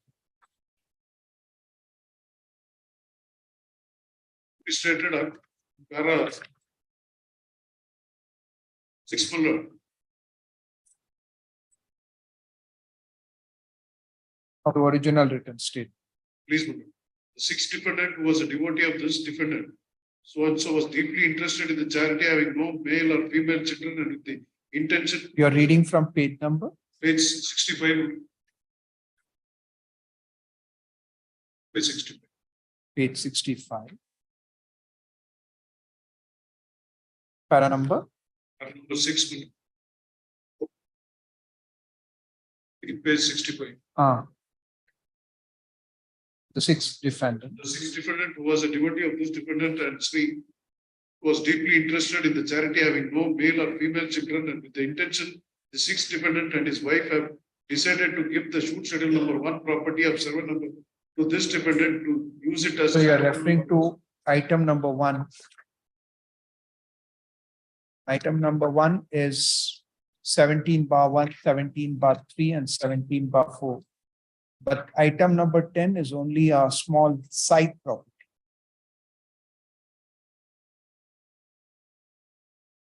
It's a mistake. Item number 1 is. Item number 1. Now, what is the amendment that you want, or the Amendment of written statement.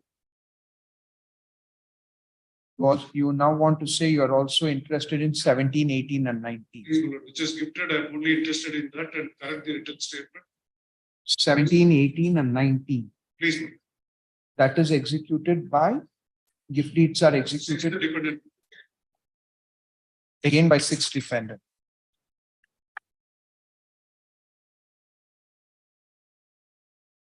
Who is the sixth? Here is 12th. The petition is 12th. No, defendant number? In this suit, Mullard is sixth defendant. Alak Sain. Who is Shantamurthy? Defendant number 9.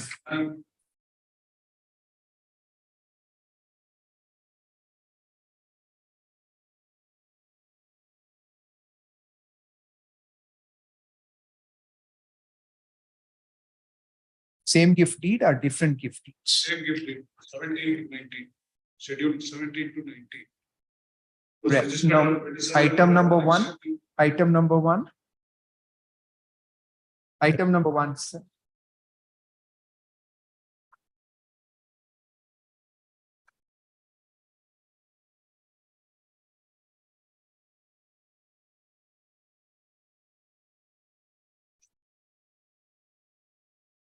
Item number 11 is gifted under 20th of November 2002.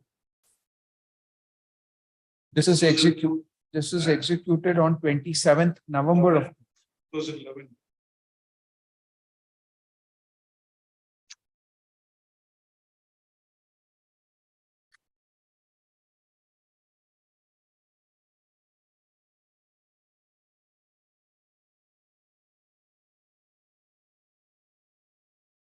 So now you are interested in item number 1, 17 to 19.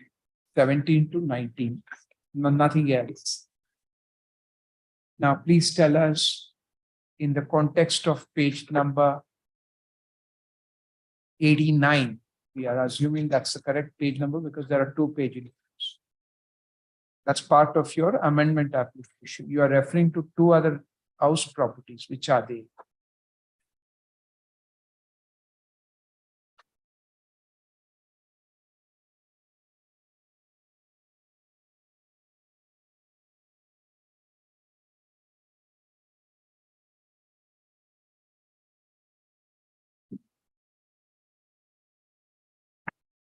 What page number?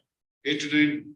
Yes, you said 10th defendant is the owner in possession and enjoyment of 2 house properties, having acquired the same under the gift deed dated 20th November 2002, executed by Srimati Parvatama. Was the absolute? Are those 2 properties subject matter of the present dispute? No.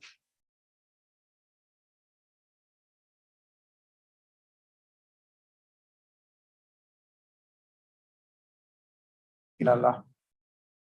Written statement is present in same. No, correct. Add paragraph. All other properties are agricultural lands, These 2 house rights are not part of the plain schedule. they are part of it. This is stated in 19. Correct. Now, which are those properties? It is item number 1 in the gift deed. But they are not subject matter of the suit. They are subject matter. Which property?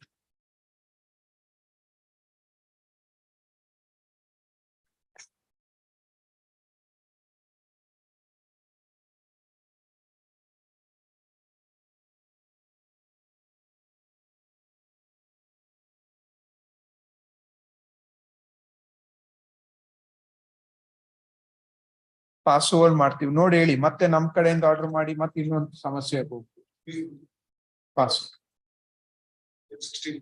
pass over after spending 10 minutes. No, sir. Personal income. Pass over, sir. Will pass orders. Please look into it and tell us. Personal income. Personal income. You can tell us at 120 also. Personal income. Right here 16. Arjun has requested to be called on 16th of August 20. Okay. Yes, Udayendra.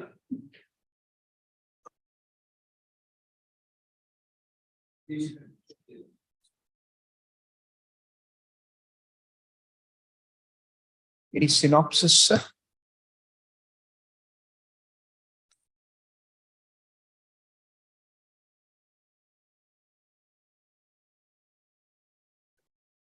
RSA could use RSA. But let me take your kind attention. There are three matters are there. First matter is Great Petition 47,572. It arises from an entry model. Then RSA 774 of 2016. It arises in the second appeal. Emerging from the suit judgment decree passed in OS 84 of 2003. What happened is we got the first instance, the respondent in the writ petition, the appellant in the second appeal. They filed a suit for injunction and declaration. OS number? OS number 84 of 2003. Plaintiff Subrayappa files suit against Narsimappa for declaration of title as well. Right. Claiming that the property, that is the eastern portion of the property, which fell to the share of Akkamma, just take your some kind attention to the genealogical tree so that this is exhibit D1. Exhibit D1.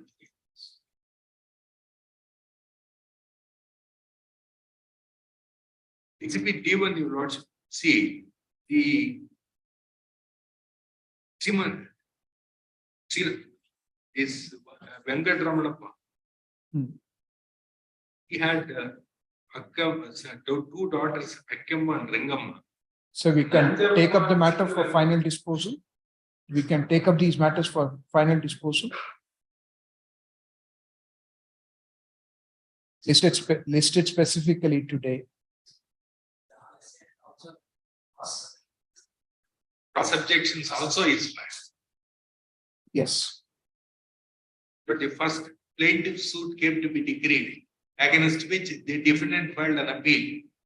In the appeal, there was declaratory relief was denied, and there was an order of injunction. Injunction was refused, So you, against which they have filed the second appeal.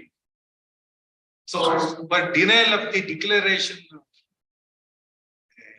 see, for declaratory decree against which we have filed the cross objection. so now who is the plaintiff? The plaintiff is the appellant in RSA 774. Correct. OS number 84. According to the family tree.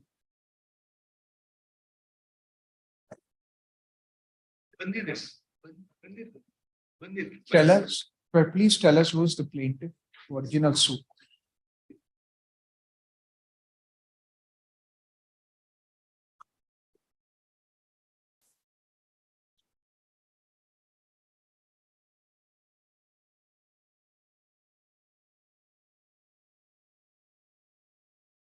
How are the plaintiffs related to these 4 children of Venkat Ramanappa? Exhibit P26 is the genealogical tree of the plaintiffs in OS 84 of 2003. What is that? Exhibit P. Exhibit P26. Exhibit P26 may kindly be. I'm just giving a copy of it.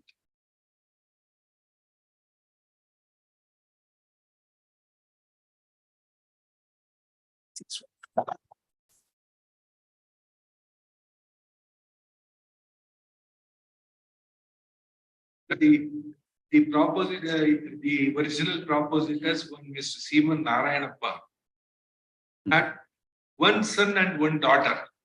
One son, Avaka Venkatappa, daughter Akkamma.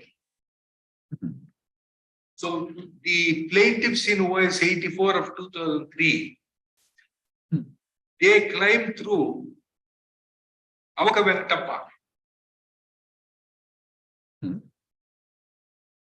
This lady Akkamma was given in marriage to one Mallappa.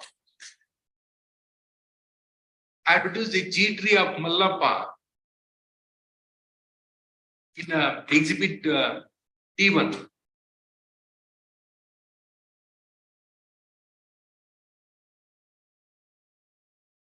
That is Venkat Ramanappa. Yes. Akkamma was married to. Akkamma married to Mallappa. Rangamma married to Venkatrayappa. Nanjappa and Venkatappa are alias Chikka Venkatappa. No, this is family tree. Which is this family tree? D1 is the family tree of which family? D1 is the family tree of the writ petitioner and the respondent in RSA 774. Langala. So you are saying one Narayanappa had 2 children. Seaman Narayanappa had one son, Avaka Venkatappa, one daughter, Akkamma. That is as per exhibit P26. All right. Now you say this Akkamma was married to Mallappa. Mallappa, son of Venkatramanappa. Exhibit D1. So family tree as per D1 is the family tree of Mallappa. Mallappa. So Mallappa is son of Venkatramanappa. Yes. And his brothers are Nanjappa and Chikka Venkatappa. And who is Rangamma?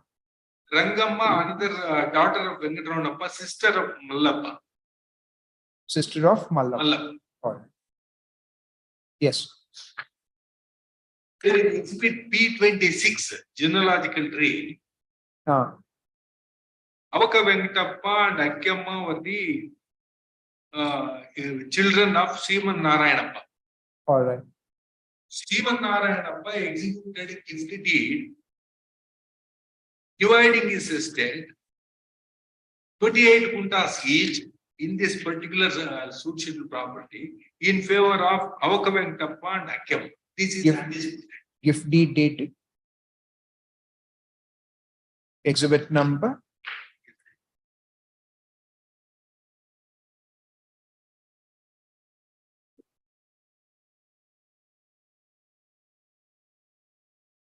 I shall tell little later. Yes. Now, that is not in dispute. So western portion of the property which gifted in favor of Akkemma, she was in occupation of the property. After death of her husband, she lived with the brothers of her husband's family, Nanjappa and Chikka Venkatappa. Nanjappa died issueless. So Chikka Venkatappa succeeded to the entire estate of Mallappa, that is Akkemma's property. So they were in occupation. So that is the reason in the first appellate court. No, we'll come to. So property was gifted to Akkemma by her father. Yes. That is The western. property of Sriman Narayana. Western portion measuring, Western portion given measuring to the- 28 and a half kuntas. Yes. She was in possession. She was in, Now her husband dies. right.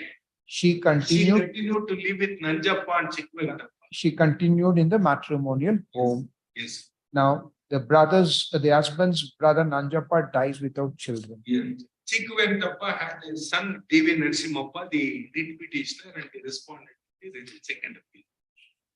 So you represent defendants Dependents. claim under Venkata Ramanappa. Yes. Venkatappa or Chikka Venkatappa? Chikka. Chikka Venkatappa. Now if the property, when did Akkemma die? See, this not dates is not there. Will not be. She died. That is an undisputed fact. When did she die? Before 1956 or after 1956? Of course must be. Because if the property was gifted by her, it becomes her property, and therefore it becomes her husband's property. Husband's property. But therefore the question is, when did she die? That's the time. It is not there in the record when she died. There is no mention in the evidence. Give us section into succession. But what I want to emphasize is kindly take section 15 of the Hindu succession.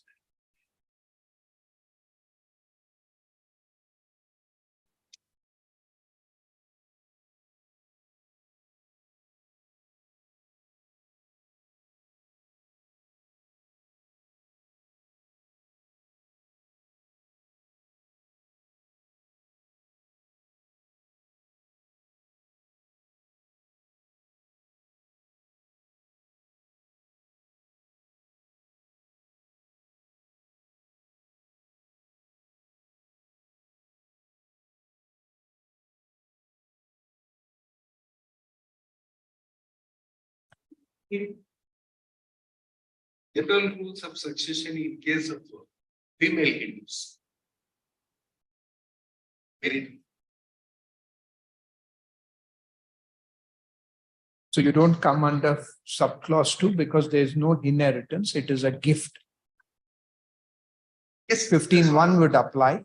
the husband becomes the legal heir, class 1. So wife, So then in the absence of husband, secondly upon the heirs of the husband.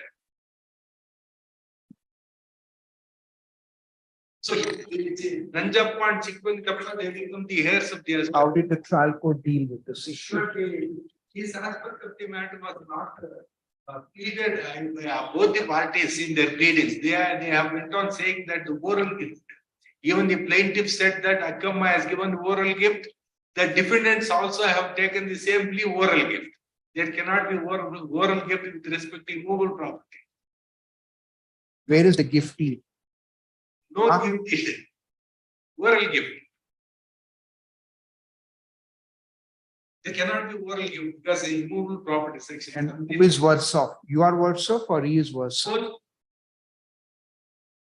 Admittedly, property belonged to Akkamma's father, Akkamma's father, undoubted. undisputed. If there is no gift, for whatever reason, whether in writing, not in writing, Gift in favor of Akkamma is that. which is the date? You just said it is oral.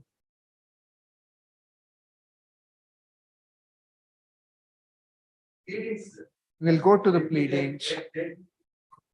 But kind attention to the appeal, No, let us go to the judgment itself. judgment, trial court judgment. Yes, why not?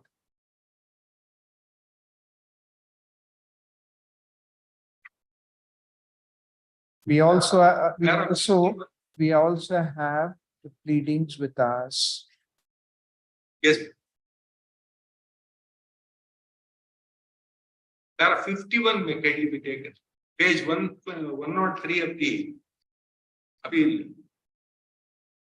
There are 15 of the trial court So judgment. let us read your written statement because you appear for the defendant.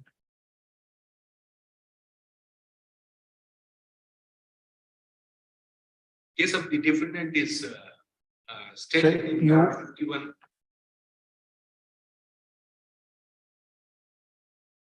Let us read para 4 of the plaint. That is where there is reference to. Out of the suit survey number, the said Sri Rama Narayanappa has given half share 28 guntas to his son Avaka Venkatappa and half share to his daughter. There is no reference to gift deed. We have got para 4 of the plaint. Plaintiff after purchase of the land of the first defendant has become the owner. That's not the valid. Please read para 4 of the amended plaint.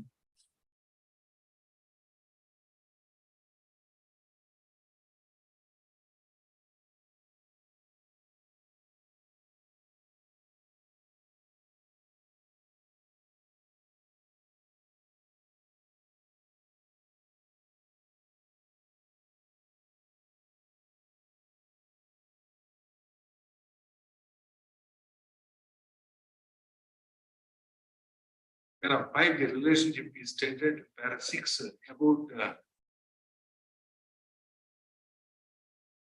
the shares.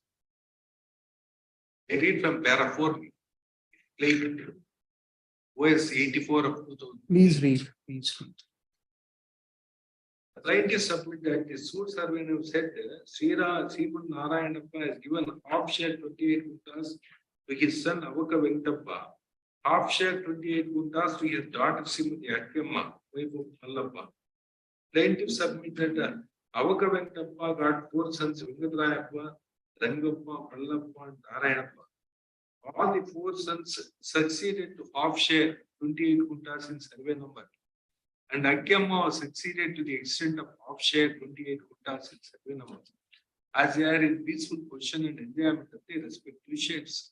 The plaintiff submitted 4/5/1940. Said 4 persons have sold half share of 28 guntas in survey number in favor of Govinimar Police Subanna son of Venkatappa and registered sale date 4/5/1940. Since the said Subanna was in possession of 28 guntas during his lifetime, thereafter 4 son Avaka Venkatappa and Narayanappa purchased 28 guntas in the survey number from Govinimar Subanna. Registered sale date on behalf of the giant family on 25/10/1944. Again, he said 3 sons Rangappa, Mallappa, and Narayanappa have jointly sold 28 guntas to Venkatrayappa, that's the elder brother of the elder brother in the same family for valuable consideration. Again said Venkatrayappa has sold 28 guttas in favor of Narayana. The fourth son of Venkatappa registered sale dated 25/10/1951. Thereafter, said Narayana has got. That is family tree. You may skip that. Read para 7. Yes.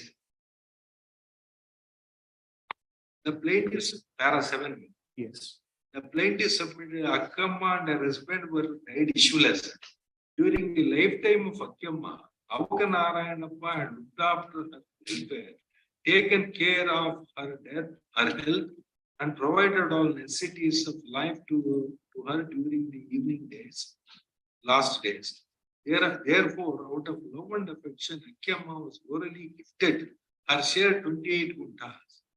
In the suit survey number in favor of Avaka with consent of other brothers Avaka. Therefore, Avaka has got right, title, and possession for 1 acre 16 guttas in said survey. So there are two things that emerge. Please. Plaintiff's cases, this Avaka Venkatappa Yes. gave, we don't know how, but gave half portion, 2 half portions. Was given by The brother, daughter and this. correct, Sriman Narayana.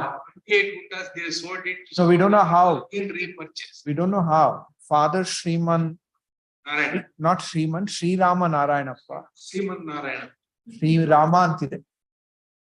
Sri Rama Narayanappa gives 2 portions to the son and the daughter. Yes. Give antide hege ಅನ್ನೋದಕ್ಕಿಲ್ಲ. ಇಲ್ಲ. ಮಗನ ಮಕ್ಕಳು ವ್ಯವಹರಿಸ್ತಾರೆ, ಅದಿರ್ಲಿ. ಅತ್ತೆ ಭಾಗಕ್ಕೆ ಹೋಗಿದ್ದನ್ನ ಹೇಳುವಂಥದ್ದು. Akkamma's portion. ಅದೇ ಅತ್ತೆ ಭಾಗಕ್ಕೆ ಹೋಗಂತದ್ರ ಬಗ್ಗೆ ಹೇಳುವಂಥದ್ದು. ಕೊನೆ ಮಗ ಚೆನ್ನಾಗಿ ನೋಡ್ಕೊಳ್ತಾ ಇದ್ದಿದ್ದರಿಂದ So she has orally gifted ಅಂತ ಹೇಳ್ತಾರೆ.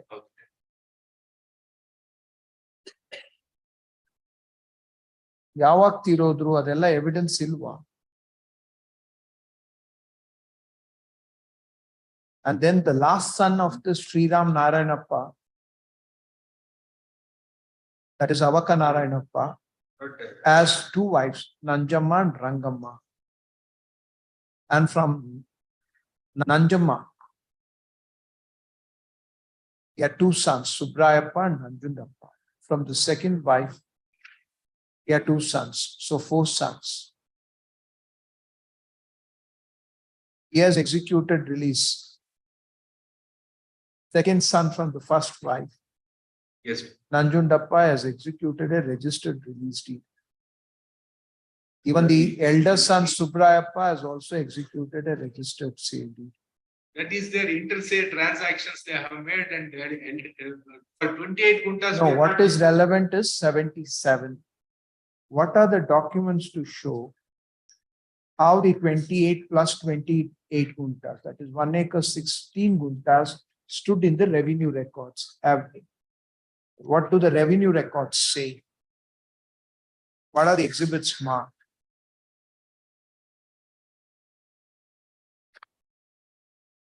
RTC.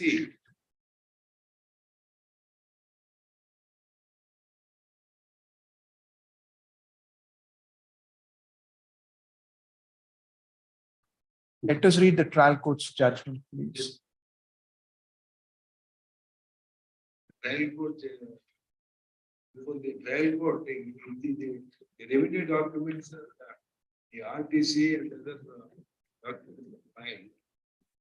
P 41 to 44.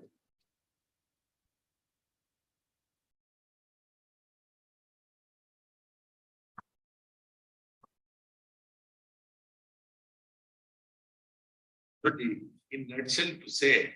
No, let us read the pleadings, because Just we may not be in a position to. What is the defense taken? Defense taken in. Before that, who are the defendants? Defendant is D.V. Narasimhappa, the Akkamma's brother's son. D1. Yes.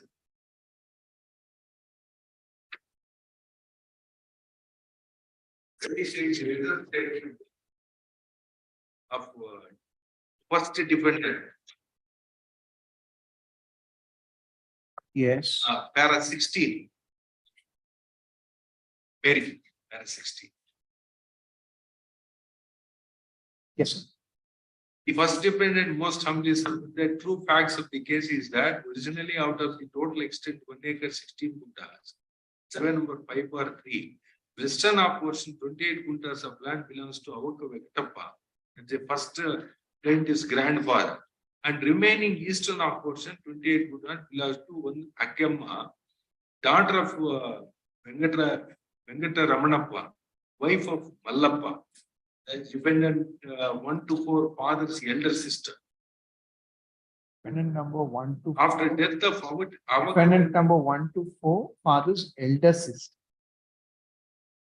dependents 1 to 4 father's elder sister. And it is not this person is not from the husband's family, he is from the father's family. No, this is 84 of 2003. Now that's why we want to know. See, if it's a dispute between Akamma's parental family and matrimonial family. Matrimonial. Para 16 says defendants 1 to 4 come from if fathers, not the matrimonial. No. Is Narsimappa, son of Nakka Venkatappa, Nanjamma, Jayamma, Narsamma. These are all these family members of Akemma's husband. Subrayappa, son of Avukanaranappa, Venkat Shivappa, they are the Akemma's parental family.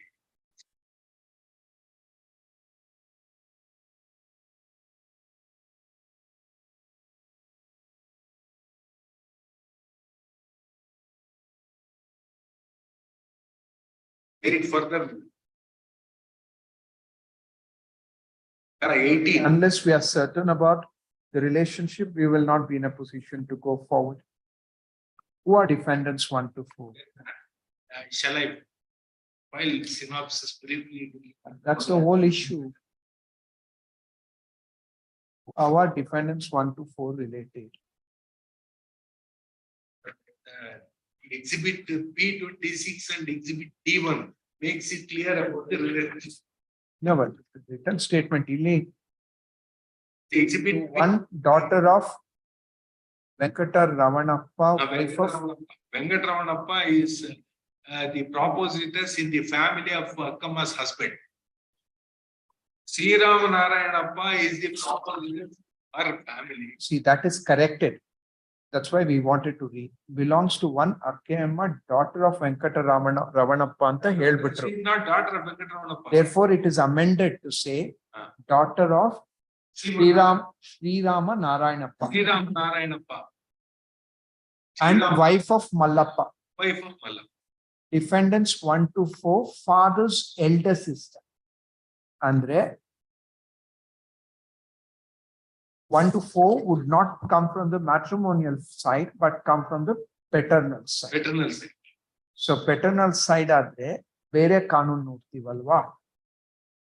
That is a confusion. So confusion illa. Who are the different genealogical tree of dependents as well as the appellant? Akama's parental family and Akama's matrimonial family. See, matrimonial family G3 is exhibit D1. Correct. Now we want to know who are the defendants. Defendants are Akama's matrimonial family members. Yeah. Defendants fathers, although plaintiffs 1 to 4 father sister, that is not correct. Gives confusion in para 16. If you read later paragraphs, they also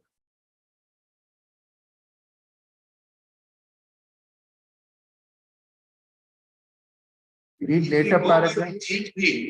If we go by the subsequent pleadings in the written statement, it shows that they had come from Akama's parental family. Then kindly come to para 17 of the written statement.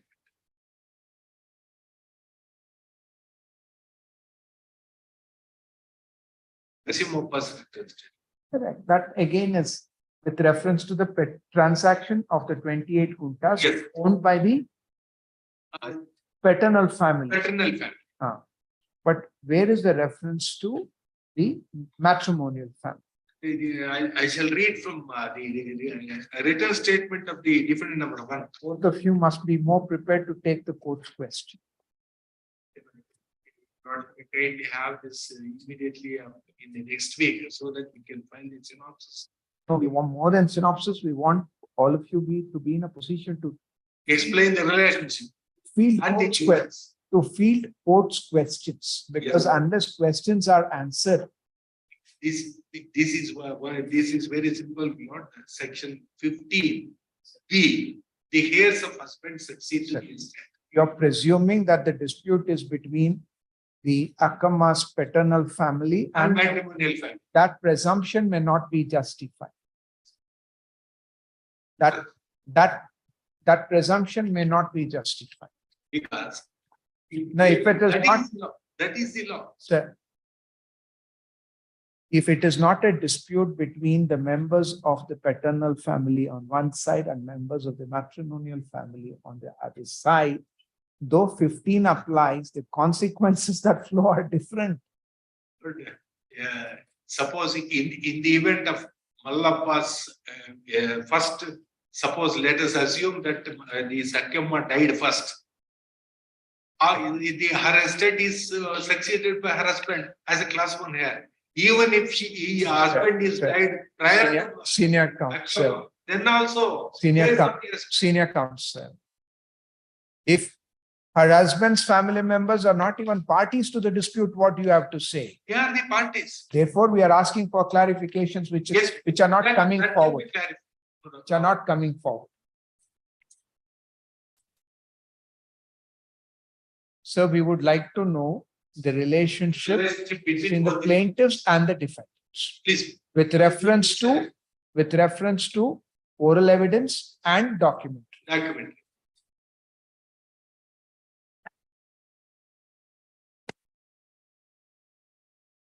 Petitions, the petition and the appeals / cross objections are adjourned. To be called on 16th of August, 18th on 23rd of August.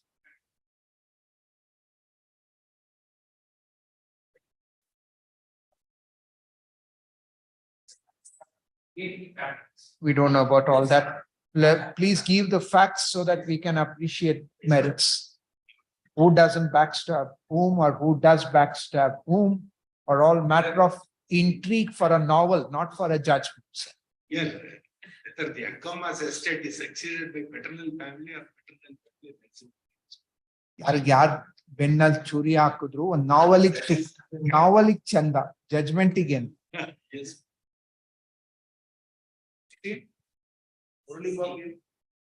Petition is matter. There are 3 developments that has happened subsequent to filing of this petition, which has rendered the petition almost infructuous. Before I touch that aspect, put the facts before my Fractious or not infractious? It's not infructuous yet, but it is at the verge of becoming infructuous. However, I'll just put the facts before my consideration. That's on 24/1/2013. The respondent had filed a PCR against me under section 138 of the negotiable instruments. Alleging that I had borrowed a sum of ₹1 crore and the entire amount was paid by cash. That follows I was convicted. Subsequently, I went on appeal. Concurrently also I was convicted. Against that, a criminal revision petition was put before this honorable court, wherein the conviction was set aside since I paid the entire amount. In the meanwhile, my lords, on 23/1/2015, a suit for recovery was filed on the same cause of action with respect to the very same transaction. That was decided, my lords, ex parte on 3/10/2000. Subsequently, my lords, I filed a miscellaneous seeking restoration of this ex parte decree. Due to my severe failure, I could not contest the miscellaneous petition. Also, that also came to be dismissed. Against that, my lords, a second miscellaneous petition was filed. That, my lord, is the subsequent development. Last year, my lords, it was restored. Suit is now miscellaneous. Miscellaneous is restored, my lords. Now, the first miscellaneous that has been posted for orders, which is on 29th of this month, 28th of this month. Yes, Mr. Venkat will call this matter in the first week of We call it in the first week of September. Ultimately, yes, especially when it is submitted, that principal amount after conviction in the proceedings under 138 is paid. Please. That is what this state.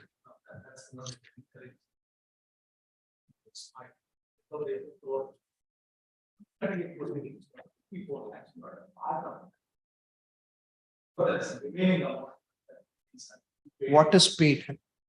50,000 has been paid. Still, if you want us to record all this, we will record and we will say we will await the outcome. If you want us to, otherwise we'll simply call it in the first week of August. It's the first week of September.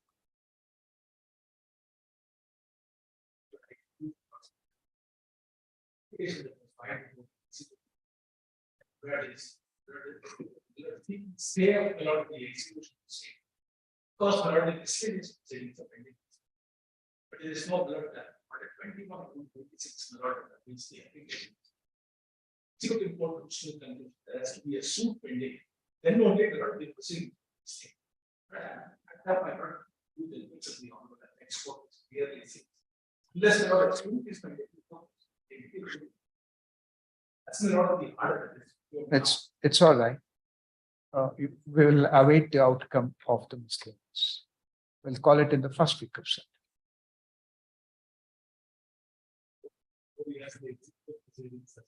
Yes. Yes. Yes. Yes. The office is directed to relist this petition on 4th of September.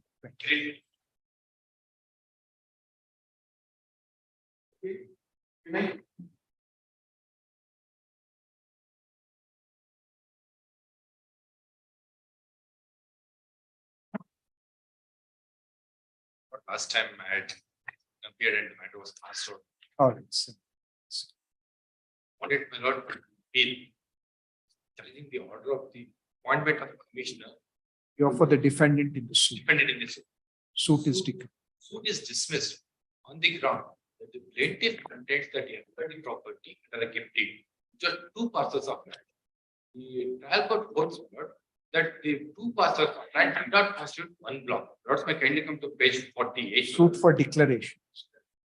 Declaration and Page 48. a suit for declaration of permanent interest. Page 48, my lord, 7 lines from the bottom.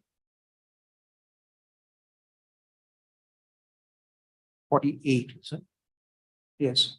So the plaintiff unable to show before the 40, page number, page 48, in page 48. running page 48. Page 48 of the petition. Mark it in pen. 7 lines. 7 lines. from the Yes. bottom. Plaintiff unable to show before this court the inception and possession of the property in a block narrated in the plain. There is no scope to hold that such a property in the manner described in the plain schedule property succeeded by the plaintiff as asserted in the plain. So there is no such probability the very possession and enjoyment of the substituted property by the plaintiff in the manner stated cannot be investigated. With the totality of the circumstances, though it appears that the court says the document executed there. So the appellate court brought an application. Can you explain what is the significance of this finding? Plea that was set forth in suit was that he acquired the suit schedule property, which was a single block under a gift deed. Under the sale. Gift deed. The trial court holds my order that gift deed is executed. It is with respect to two separate of blocks of land, not as the block as is described in the plain. Is in this ground, the plaintiff is dismissed. The appellate court, my lord, the plaintiff files an application for demarcation and fixation of the board. When you see the impute order that is passed, my lord, at page 67. Can you see the application itself? Application, my lord.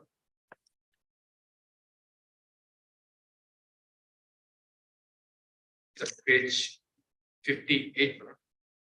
Taluk surveyor ಅವರನ್ನು ನೇಮಕ ಮಾಡಿ ಸ್ಥಳ ಪರಿಶೀಲಿಸಿ ಶ್ವೇತಯ್ಯ, see. ಪ್ರಕರಣವು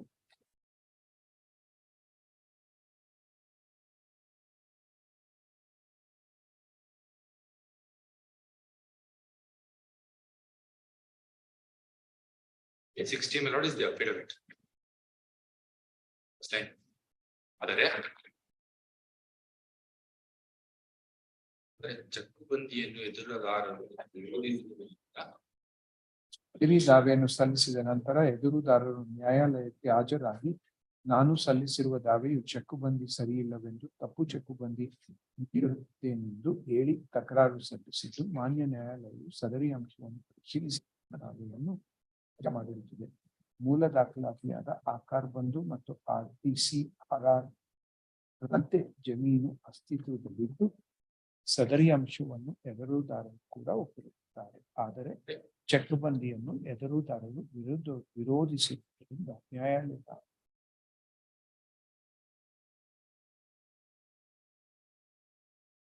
What does the trial appellate court say? 7 my lord, the operating portion of the business. My number so and so is my lord. Surveyor attached to the office of ADLR KRPT is appointed as a court commissioner to make local inspection, measure the suit property and fix the boundaries of the suit property.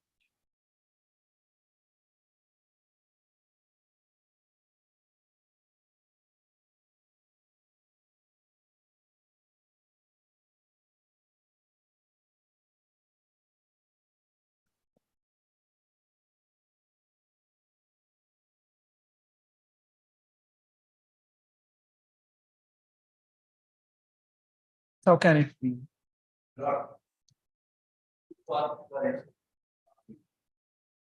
The pendency of suit. The application has been filed under the same was not disposed. No, we are not on that. Maybe court commissioner can be appointed, but not to fix the boundary. The court commissioner can be appointed to go see and file a report of what exists, not to adjudicate. Can be filed. There is two citations of the honorable court very clearly writes that. Otherly, the survey number is correct. ತೋರಿಸಿ ಅದೇ facts ಮತ್ತೆ proposition ಎರಡು correct ಆಗಿ ಹೇಳ್ಬೇಕು.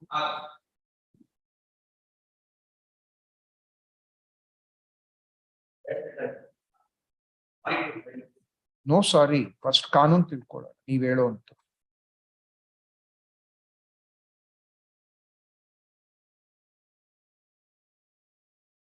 In 2014 to ACCR 1604, this is the appeal. Repetition filed based on the order passed in an appeal under order 26/9 In this case, survey numbers are different. Vote is correct, but survey number are different. For the said reason, the party has filed an application for the appellate court to consider its IA to verify the boundaries as well as the correct survey number, which was allowed by the appellate court. So this is in the facts of the case. We may not interfere with the order appointing a court commissioner, but we cannot sustain an order where we say an order which says go identify, fix the boundary and come back. That can't. You will go see what the property is, the nature of the property, and then file it. Another RSK, in RSK, there is one more case. That's very clear. This honorable court has remanded the matter. That's all right. That's all right. On the question of appointment of a commissioner, can a commissioner be directed by the court to fix the boundary and come? That's a question. You want the commissioner to go see the property, report on how it is, where it is, then it's all right. For what? Now for what you want the court commissioner? Initially, Court commissioner ಒಂದೇ ನಿಮಿಷ. Court commissioner ನಿಮ್ಗೆ ಯಾಕೆ ಬೇಕು? to identify the suit. ಈಗ ನಿಮ್ಗೆ ನಿಮ್ property ಸರಿ ಗೊತ್ತಿಲ್ಲದೆ ಹೋದ್ರೆ ಆ ಕಮಿಷನರ್ ಕಳ್ಸಿ ನಾವು Initially, ಆಯ್ತು, ನೀವು ಟ್ರಯಲ್ ಕೋರ್ಟ್ ಅಲ್ಲಿ ಹಾಕ್ತಂತ ಅರ್ಜಿ ಕೊಡಿ. that was not disposed by that time.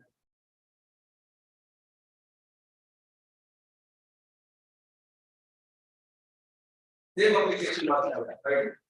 Copy of the application ಎಲ್ಲಿದೆ?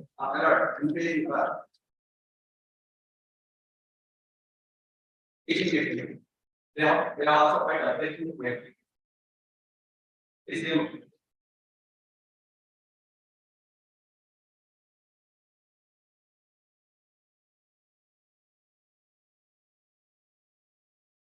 ಓದಿ ಏನ್ ಕೇಳಿದೀವಿ? ಇವಾಗ ಈ ಹಾಜರುಪಡಿಸುವ ಪ್ರಮಾಣಪತ್ರವಿರುವ ಕಾರಣಗಳಿಗಾಗಿ ಅರ್ಜಿದಾರರು ವಾದಿ ಘನನ್ಯಾಯಾಲಯದಲ್ಲಿ ಪ್ರಾರ್ಥಿಸಿಕೊಳ್ಳುವುದಿಲ್ಲ. ಪ್ರತಿವಾದಿಯರ ವಿರುದ್ಧ ದೋಷಣಾತ್ಮಕ ಮತ್ತು ಶಾಶ್ವತ ನಿರ್ಬಂಧ ಕಾರಣ ಕೋರಿ ದಾವೆ ತುಂಬಿದ್ದು ದಾವಾ ಅನುಸೂಚಿ ಸ್ವತ್ತಿನ ಚಟುವಟಿಕೆಯನ್ನು ಪ್ರಬಲವಾಗಿ ವಿರೋಧಿಸಿ ನ್ಯಾಯದ ಆಯುಕ್ತರು ನೇಮಕ ಮಾಡುವುದರ ಸತ್ಯತೆಯನ್ನು ಅರಿಯಲು ನ್ಯಾಯಾಲಯದಿಂದ ಆಯುಕ್ತರನ್ನು ನೇಮಕ ಮಾಡುವುದರ ಮೂಲಕ ಅಳತೆ ಕಾರ್ಯ ಕೈಗೊಳ್ಳಲು that is for measurement. That is for measure. Release the affidavit not at page 69. Decline from the bottom. ಅವ ಸೂಚಿ ಸ್ವತ್ತಿನ ಚಕ್ಕುಬಂದಿ ಕಾರ್ಯವನ್ನು ನ್ಯಾಯಾಲಯದ ಆಯುಕ್ತರೇ ಮಾಡುವುದರ ಮೂಲಕ ದಾವೆಯನ್ನು ತೀರ್ಮಾನಿಸಿಕೊಳ್ಳುವುದು. Yes, he can go and file a report on. He can file a report on the boundaries. He will file a report on the boundaries. Purva enide, Paschima enide. That we will have. Not for fixing the boundaries. The reason is this. Yes, told. This property measures 10 acres, 70. It's not been coded. No demarcation. So now the land has been merged in one circle. Demarcate.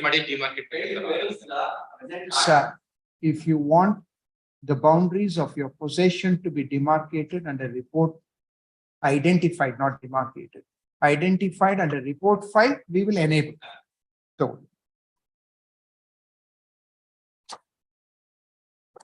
this writ petition is by the defendant who is successful in the suit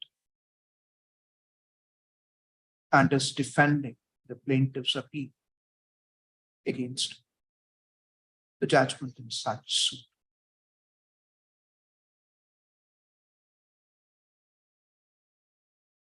The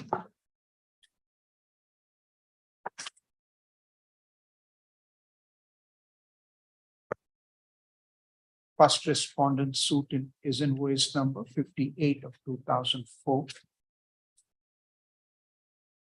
on file of the Civil Judge Junior Division and JMFC KRP. And the first respondent's appeal as against the Civil Court's judgment and decree dated 16th of April 2009 in such suit is in I number 31 of 2009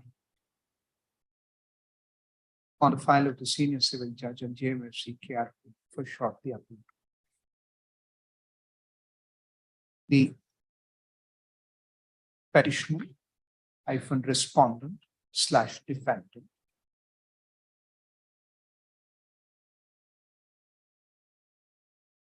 within bracket who is now represented by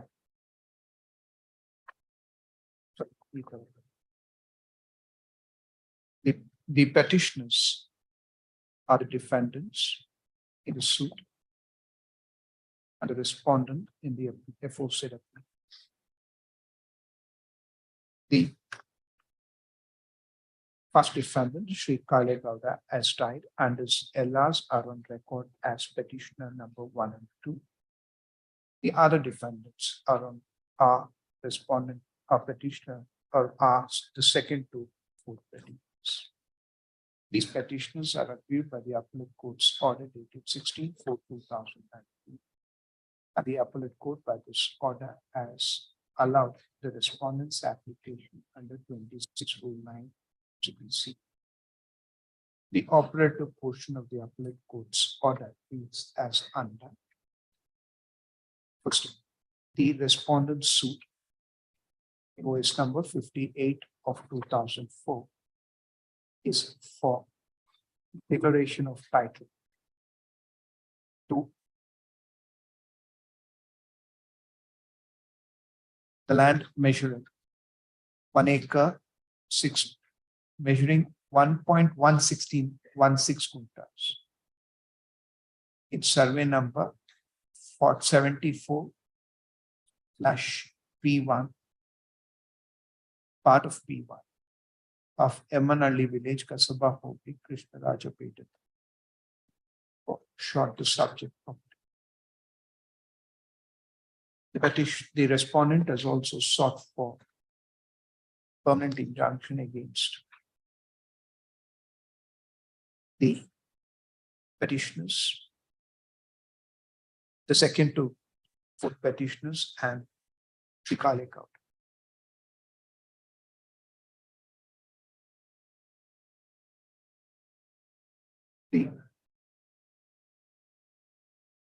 If the respondent has such title and possession of the subject property pursuant to a gift deed, the petitioners have filed a written statement seriously disputing the description of the property as mentioned in the plate, relying upon the description as found in the gift deed. The civil court has dismissed the respondent's suit, essentially opining that the respondent has failed to establish that he was put in possession of the property as described in the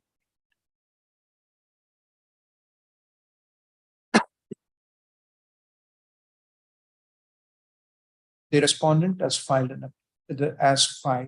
his application under Order 26, Rule 9 of CTC for appointment of a court commissioner, contending that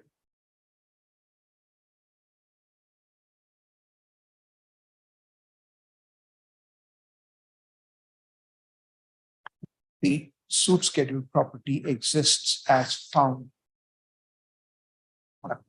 as could be found on the conjoint reading of Akarban RTC and certain other revenue records. And because the petitioners dispute the description, a court commissioner must be appointed to visit the suit scheduled property, prepare a sketch thereof,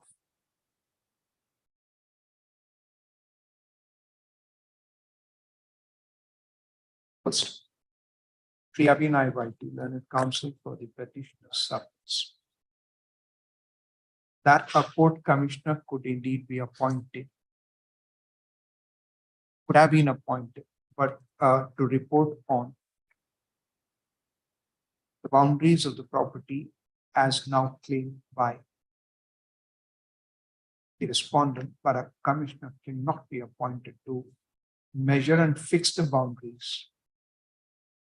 First, this submission is considered in the light of the submissions by Sri C. Nagesh, S. Nagesh.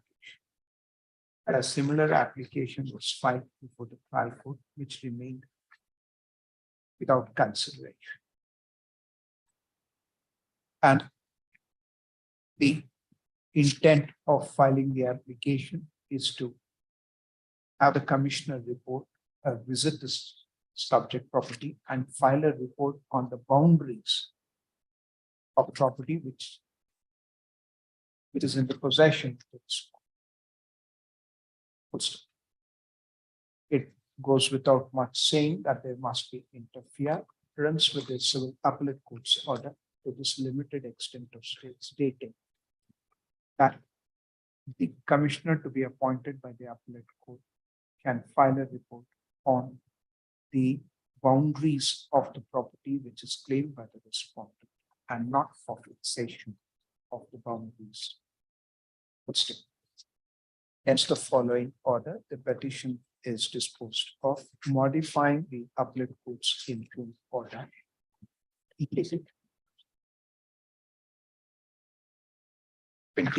16/4/2019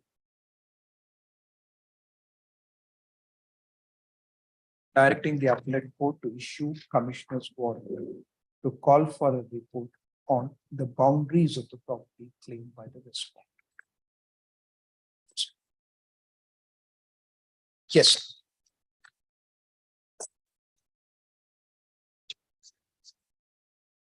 And referred to a sketch in the earlier. if a sketch is to be filed, it is The order clarifies it as a sketch. no. If you want us to say yes, we will say the commissioner may also file a sketch, so long as it is a report of how the things exist. That's Maybe. Thank you, Vishnu. for the petitioner.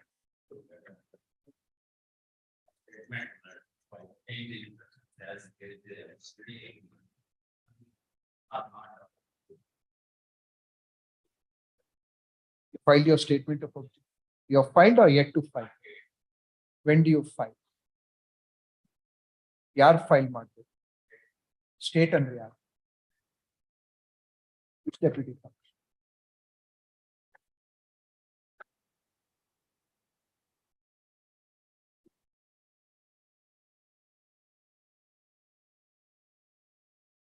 When will it be filed?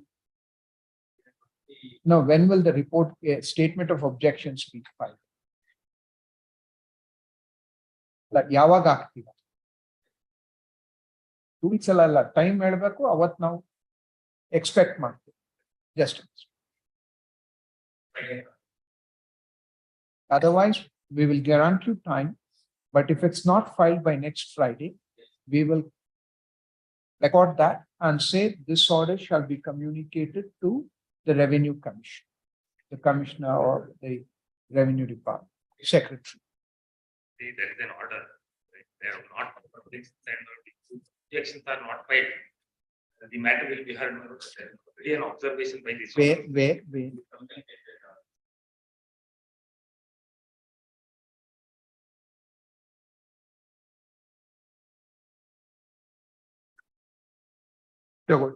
This court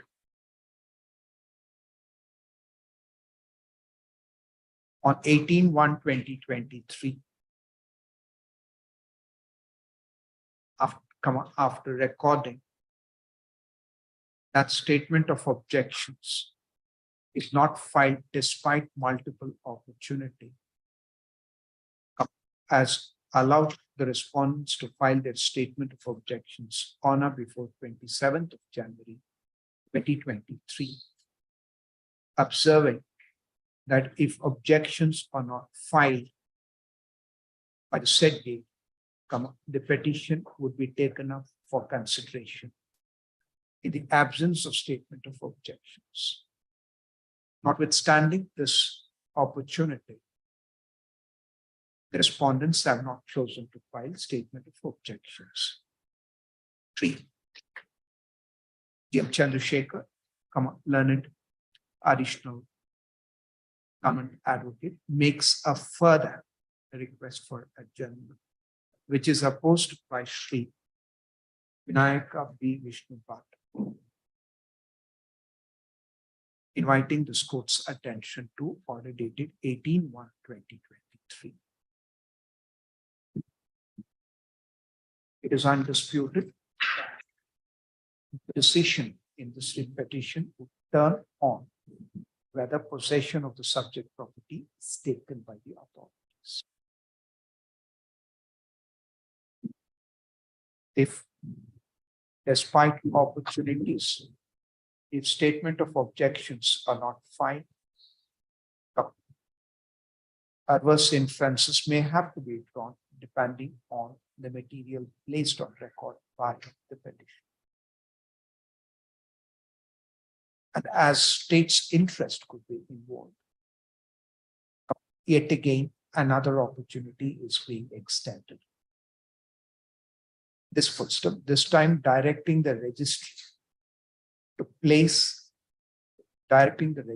to communicate a copy of this order to the Secretary, Department of Revenue, Government of Karnataka, as also the Deputy Commissioner, Urban District, Bengaluru, for response it would be needless to observe in the light of the earlier observation, that adverse inference would be drawn if a statement of objections is not filed. Despite this, what shall we say, extra mile opportunity and censuring and imposing cost on the concern for not taking necessary measures.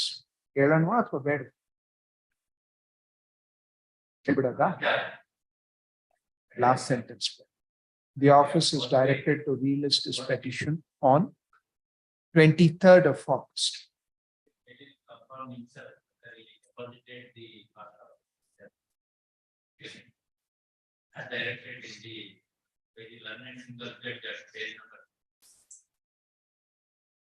Sir, we are not now ಅವ್ರನ್ನ ಏನು ಕೇಳಲ್ಲ. ನೀವು ಆ ground ಮೇಲೆ writ petition maintainable ಅಲ್ಲ ಅಂತ argue ಮಾಡೋ ಹಾಗಿದ್ರೆ ತಾವು ಮಾಡ್ಬೋದು. ಅದ್ ನಿಮ್ risk. Sir, if they have not deposited, if that makes the maintainability of the writ petition tenuous, please argue.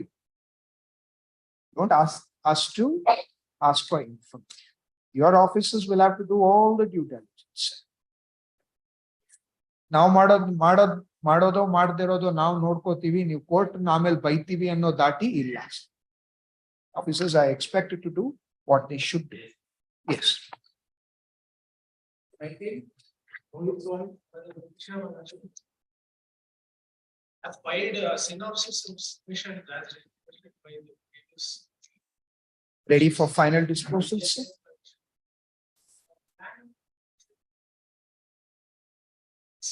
The synopsis of have concise the facts and. Tell us when did you file, sir? Instead of a display, tell us when we will take it. ಅಂದ್ರೆ slate ತರ ಇಟ್ಕೊಳ್ಳೋ ಬದಲು ನೀವು ಯಾವತ್ತು ಹಾಕಿದ್ರಿ ಅಂತ ಹೇಳಿದ್ರೆ ನಾವು ತಗೊಳ್ತೇವೆ. When is it fine?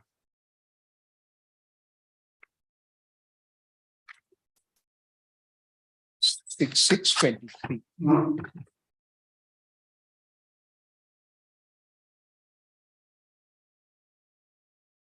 Yes, we have that. Petitioner's land in question. 6/6/20, sorry, just 6/6/23, is it? Yes. Like to bring to court's notice that we have taken objection to maintaining the requisition itself before the merits are taken up. Because this petitioner admittedly is a subsequent purchaser. These acquisition proceedings not state got the possession of the. No. Second. So let us hear. Our maintenance that he gave the subsequent purchase cannot mention the petition. Madam, Yes. when we dispose of the writ petition, Yes. That- if we have to answer the question of maintainability, we will answer. yes. And even if we say it is not maintainable for purposes of complete adjudication, we will otherwise comment on the merits also, so that if the aggrieved would take it in appeal, have the advantage of both views.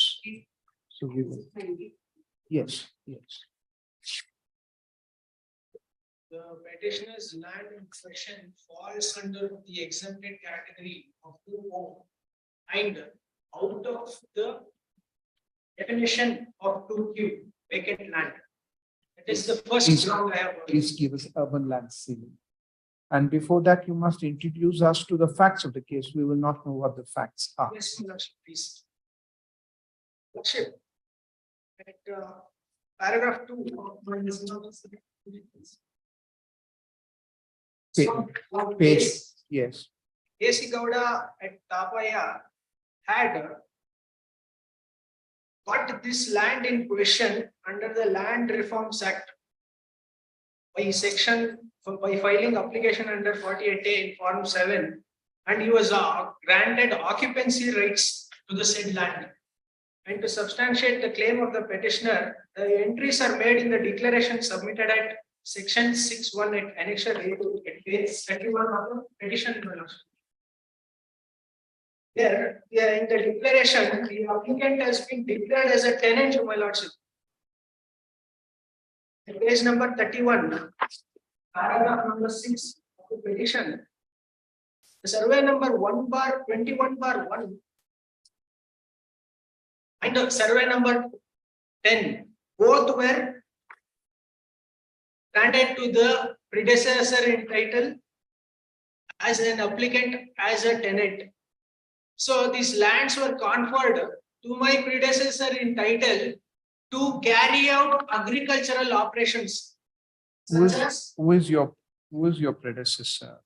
Sir, give us land reforms act. Please. Land reforms act, please. No, this is under, this declaration is under the urban land ceiling. Yes, my lord. And subsequently. Just a minute, just a minute, one step.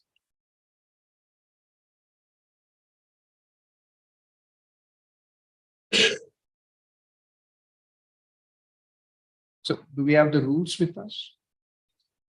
So, rules idea. Rules illa. Can you have the advantage of the rules if one of you could?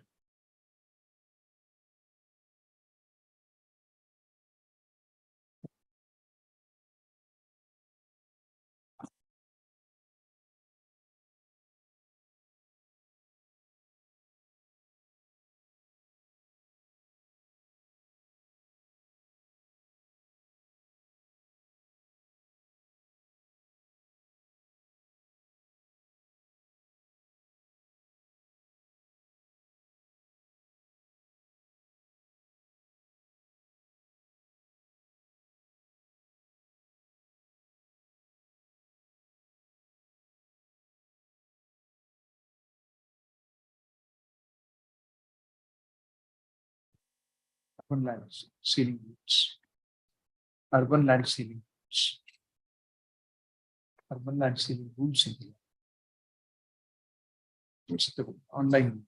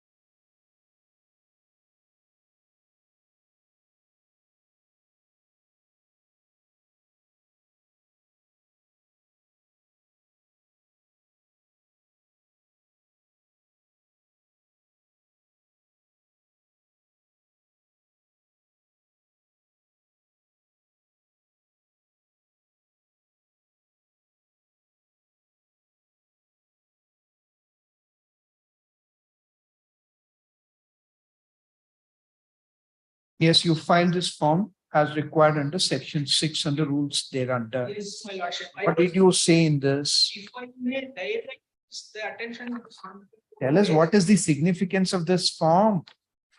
of 6(1), my lordship. Yes, It is the declaration that whatever lands that is held by the person who is declaring urban lands under the Ceiling Act, he must make all the declarations, all the particulars in 6(1) of the Act, my lordship. Now, in 6(1) of the Act, it is at page number. What? Yes. 80, my lordship. yes. Yes, my lordship. In this declaration, my lordship, the predecessor in title, and it was noted by the revenue department that the petitioner's land, which is now is in question, is agriculture by nature. At page number 35 also it may be put up.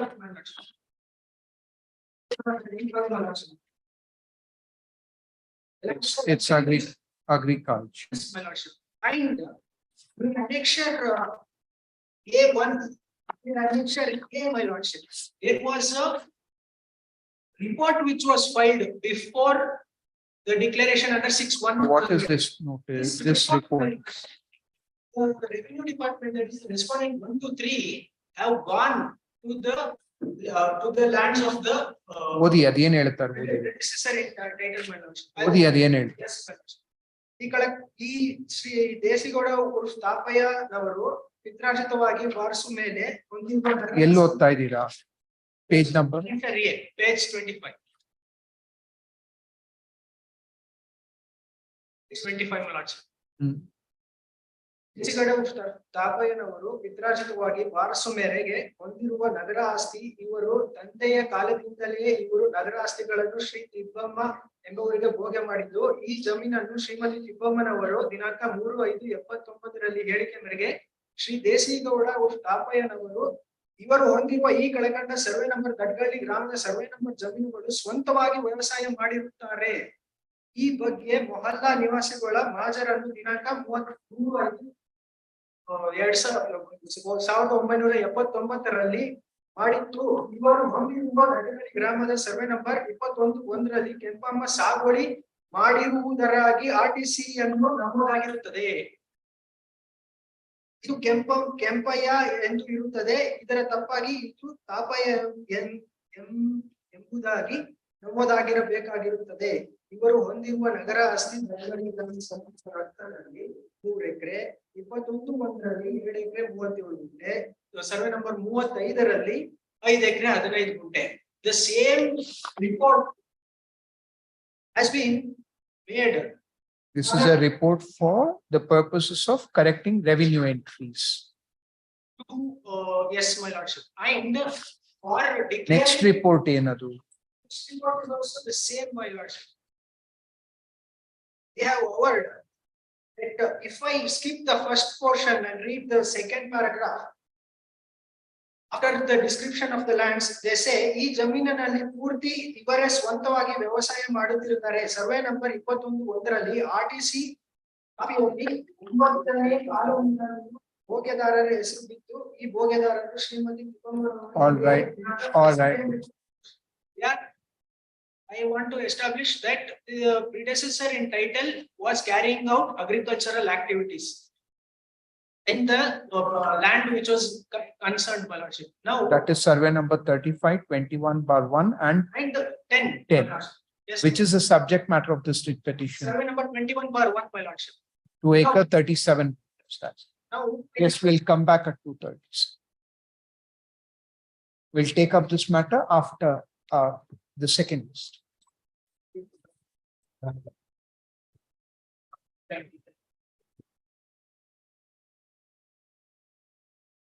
If there's any request for adjournment, please leave with the court officer that at 2:30.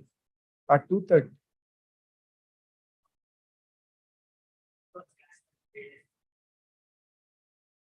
When did you file the writ petition? Yes, sir. You couldn't move the memo at 10:30? All right. Take. It will be listed tomorrow if the scrutiny is completed, otherwise day after. If there's a request for adjournment, please leave the request with the court officer, it will be considered.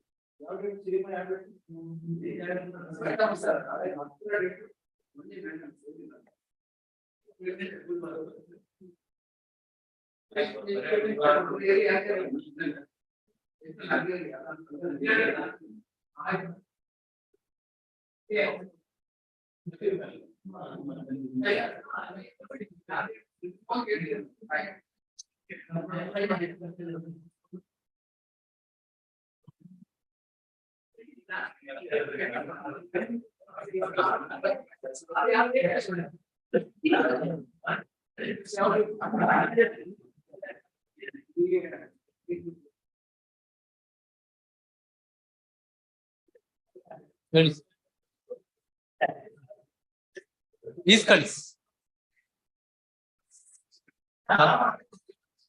Sir ಸರಿ ನಾನು ಕೊಟ್ಟಿರ್ತೀನಿ follow ಮಾಡ್ಬೇಕು.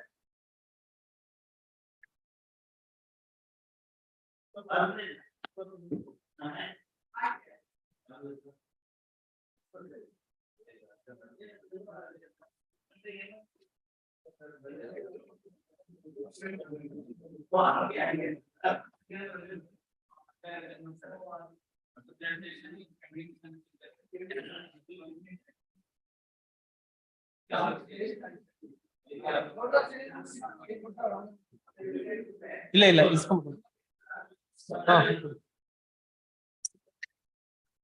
ಹಾ ಬರ್ತೀನಿ, ಅಲ್ಲೇ ಇರಿ.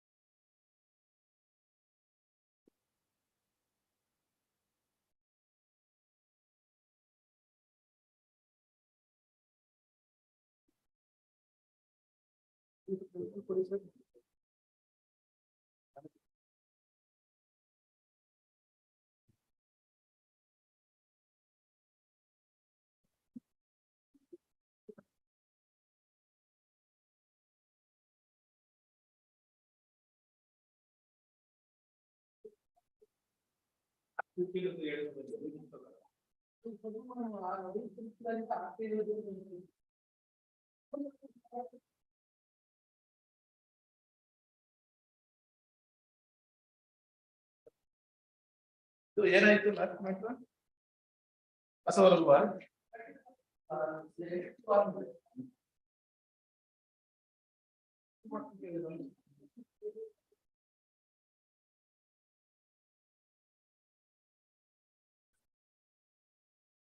ಅದೇನೋ rules ಏನೋ ಇಲ್ಲೆಲ್ಲ ಗೊತ್ತಲ್ಲ ಮತ್ತೆ ಗೂಗಲ್ ಏನ್ ಮಾಡೋದು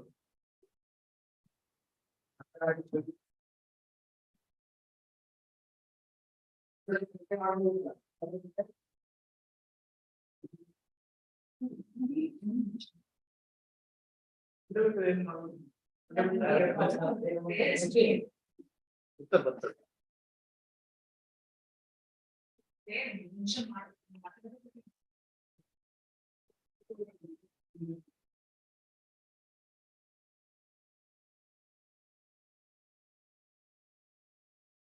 There is mention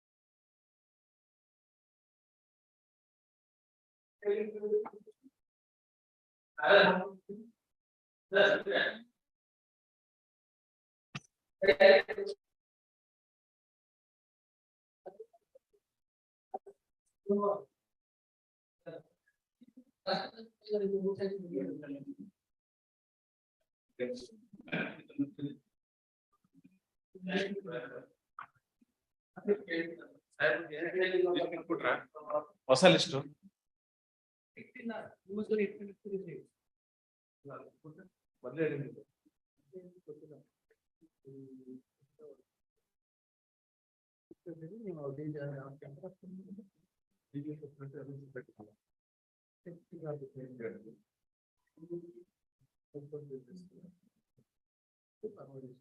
ಇದರಲ್ಲಿ ಈಗ ಹೊಸ ಕೊಟ್ಬಿಡೋರು ಹೊಸ ಕೊಟ್ಟರು ಇದರಲ್ಲಿ ಸಾವಿರಗಳು ಒಂದೇ ಕೊಟ್ಟಿದ್ದೀವಿ ಫಾರ್ಮ್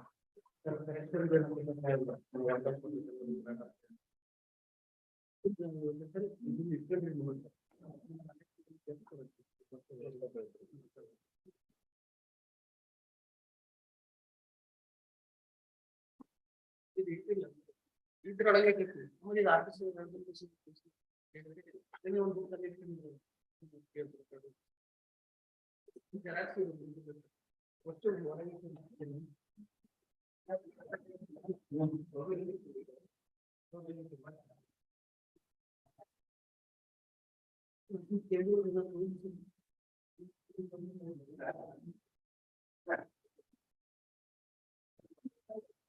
ಆಯ್ತು.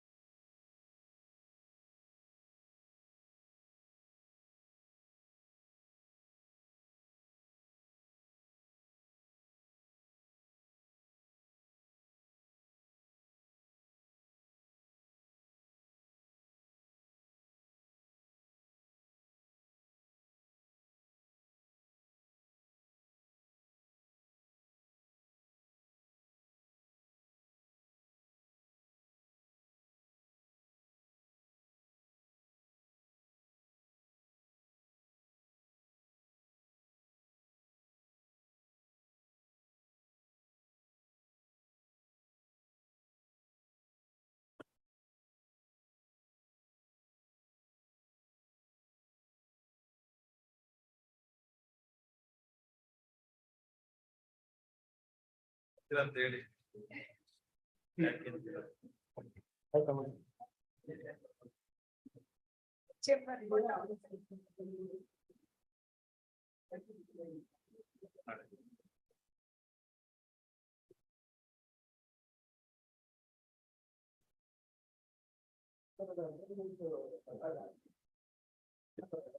ನಾವೇ ಕೊಟ್ಬಿಟ್ಟು ನಮ್ಗೆ ಹೇಳ್ಬೇಕು ಸರ್.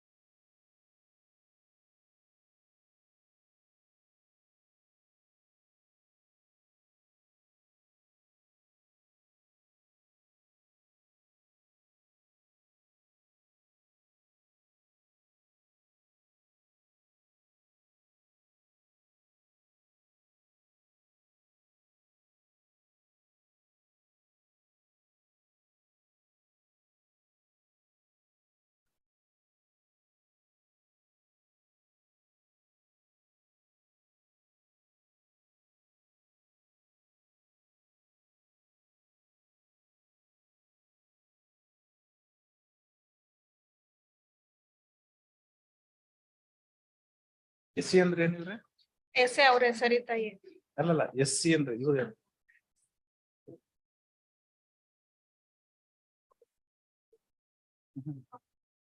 ಇಲ್ಲಿ ಇಷ್ಟಿದೆಯಾ ನಮ್ಮ ಕಡೆ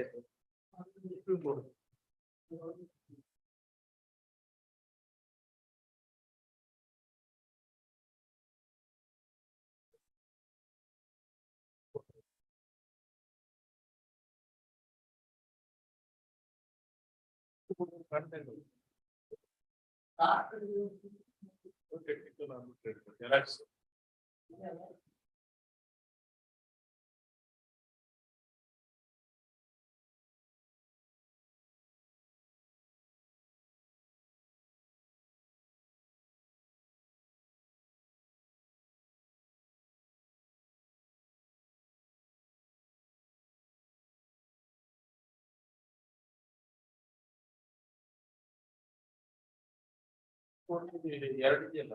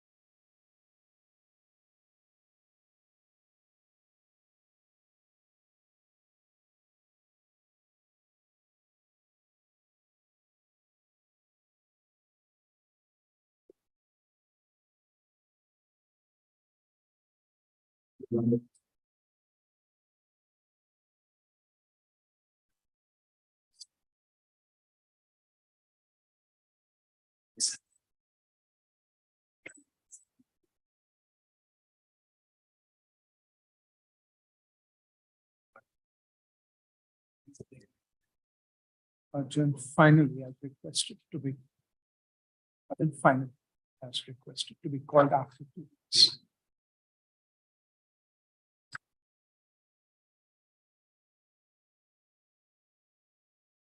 Number 2.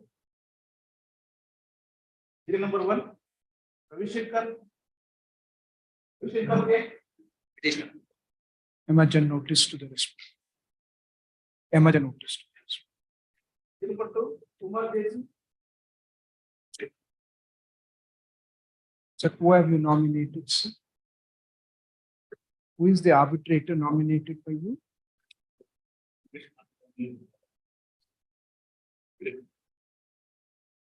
See. The petitioner.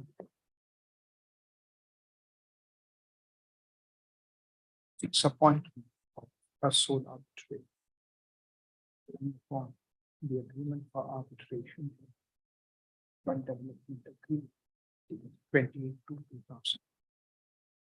And the legal notice issued on 18/22/2023. It is seen that the petitioner called for the respondents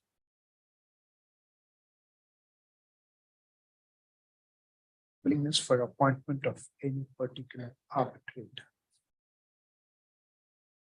The petition must therefore be disposed of with just liberty to the petitioner to file a fresh application if the circumstances so come on after issuance of notice as required for the purposes of section 11(5) of the arbitration resolution.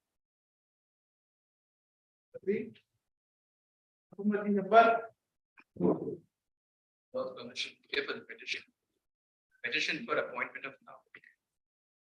I think my lord, an agreement Is you want the appointment of a sole arbitrator? will arbitrate. The notice invoking arbitration is at page number 139. Where is the agreement for arbitration? Please, my lord, which is it starts at page number 25. Arbitration clauses on page number 37 and clause 16.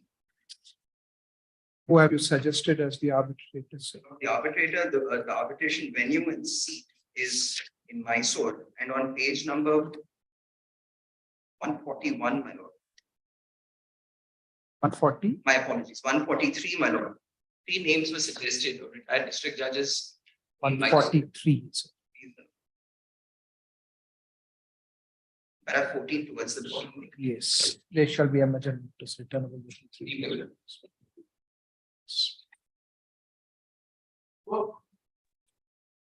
My lord, I appear for the petition on this matter.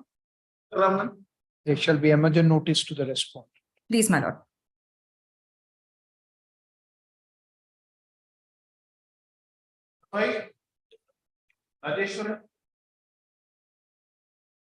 Where is the arbitration agreement, sir?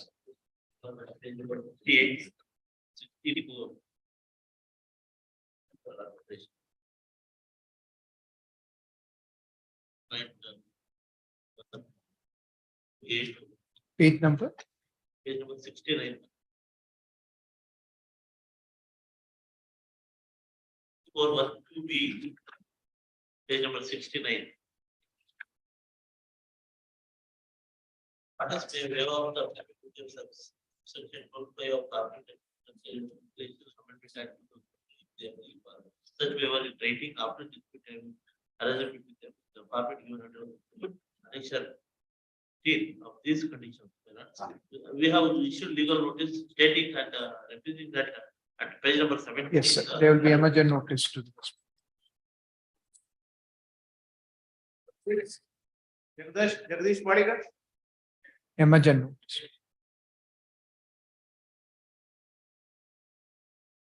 Number 7. Aditya Sadashiv.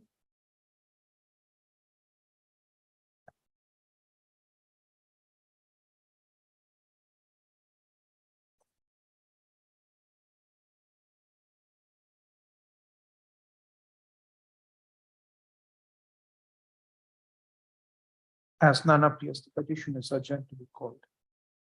None appears for the petition. Petition is urgent to be called after 2 weeks. Hey, Shinata.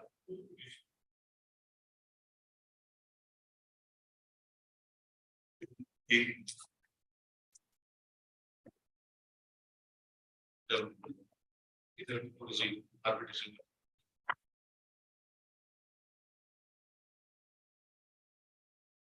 Where is the original of this? Bangalore Where is the original of the joint development?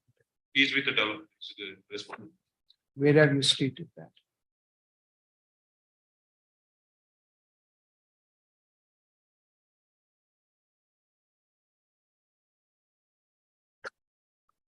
What is the difference between Annexure B and Annexure D? What is the difference between Annexure B and Annexure D? Annexure B is which is brought to us to enter the deeding. Annexure D is which was registered. Is the arbitration agreement? Which is 77, page 74. 74? Yes, ma'am.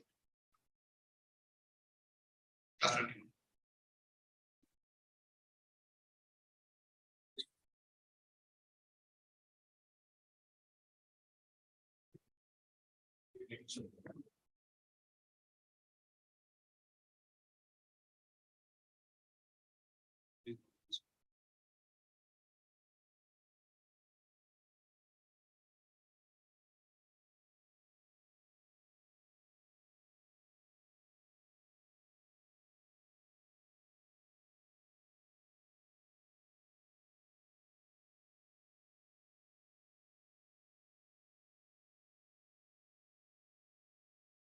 What is the dispute about? With regard to the construction as well as they are not taking the sanction plan to construct the schedule for building in the schedule property.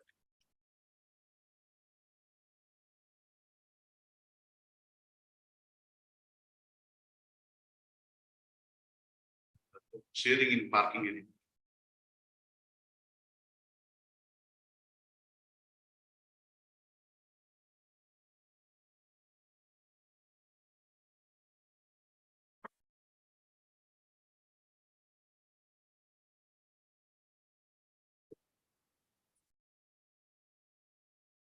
Let us file this petition under section 11 of the Arbitration and Conciliation Act for appointment of a sole arbitrator.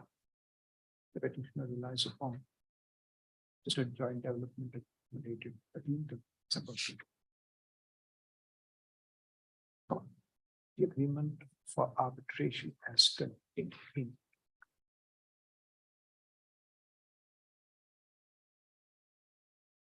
plus 21 thereof. And the legal notice dated 18/12/2020. The petitioner's case is that the respondent, who has received the legal notice dated 18/12/2020, has not responded to the same. In fact, the respondent is absent, remains absent even in the present proceedings. It follows from the petition. It follows from the statute. There is no serious dispute about it. Therefore, the petition is allowed. But it follows the order.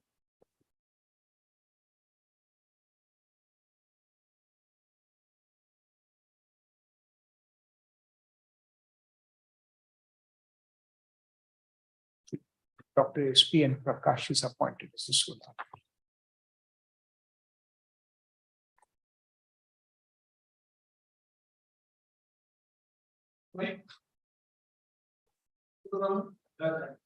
Additional. Serious objections can be allowed. Who should be appointed?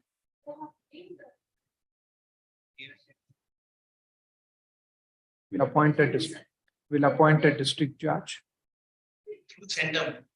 through the centers.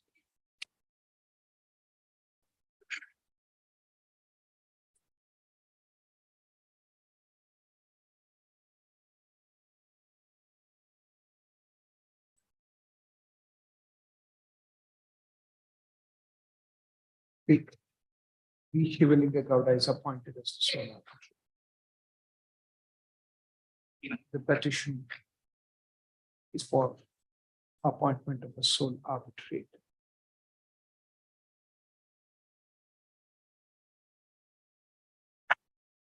And the petitioner relies upon agreement for arbitration as contained in Clause 17.4, page 48.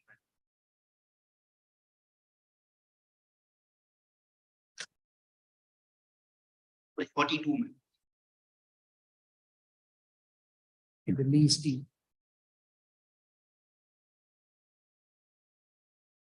Dated 26/10/2008. And the legal notice dated 29/8/2020. And the response date to the learned counsels for the party submit that a sole arbitrator, that any retired district judge would be appointed as the sole arbitrator to enter reference in the dispute. and conduct the proceedings in the arbitration and conciliation sector in the light of the following. The equivalent is appointed. Okay. Up there, madam.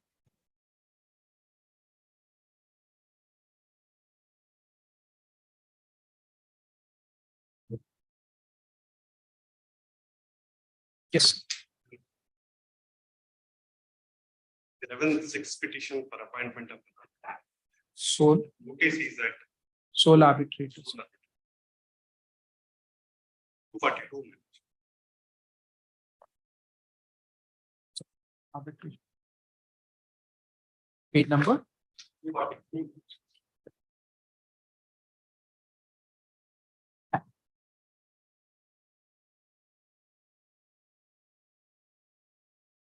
Page 242.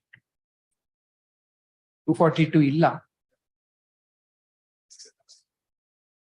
ಇಲ್ಲ ನಾವು ವಾಸಿ ನಾವು 200 ತನಕ ಬಂದಿದ್ದೀವಿ ನಮ್ಮಲ್ಲಿ 200 ತನಕ ಇದೆ ಅವರಲ್ಲಿ 160 ಇದೆ ನೀವು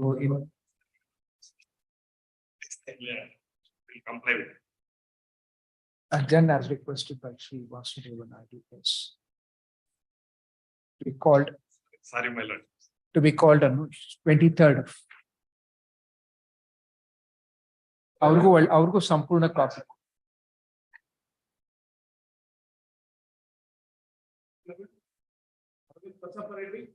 Appearing for the petitioners, my lord. In this case, the office has raised an objection, my lord, saying that the respondent number 3 has been made a party in the CMP, but they are not a party in the agreement. The respondent number 1 is a company, they are the directors of the respondent number 1 company, my lord. Therefore, we made them a party. Page 13 is the agreement. On of the records and on perusal of the records. And upon hearing the learned counsel for the petitions. Leaving open consideration, leaving open the office objections for consideration. Upon service of notice to the respondents. Emergent notice returnable within 3 weeks is issued to the respondents. Yes.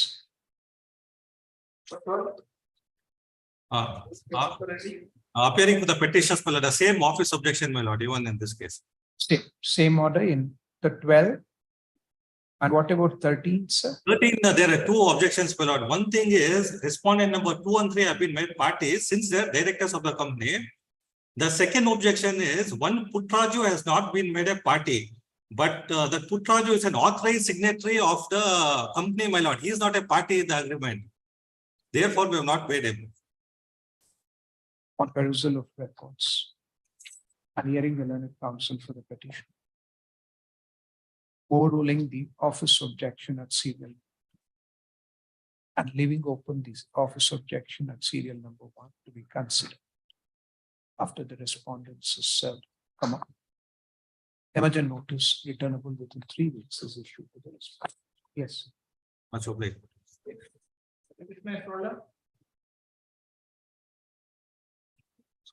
There are two connected matters. One is CMP 63 and 64. 64 is the one, Your Worship, this one, case in hand. So, Your Worship, in this case, in 2016, this honorable court appointed justice. What has happened to 63? What has happened to what has happened to 63? 63, Your Worship, in that case, Your Worship, in 2021, this honorable court appointed Justice A.V. Chandrasekhar as sole arbitrator. Since both are the connected matter, even this case was left out at that time. So in this case also, Your Lordship, same arbitrator will be appointed. That is. This arbitrator retired from the case, so. Why did we adjourn it the previous day? For this only, because Your Lordship asked me to check whether in what stage it was there, like in the CMP. So it was for evidence, Your Lordship. Maybe in the arbitration, it was in the stage of evidence. The proceedings emanating from CMP 63 is at the stage of evidence. Both are at the stage. At that time, Your Lordship, the previous arbitrator expressed his desire to retire from the case. So we filed application in both the cases. Both the case in the sense, Your Lordship, CMP 63 connected with 64 row. So that caused this confusion, Your Lordship. So when this honorable court appointed new arbitrator, but In the order sheet, only CMP 63 was mentioned, Your Worship. 64 was left out, so that is why we filed one more application.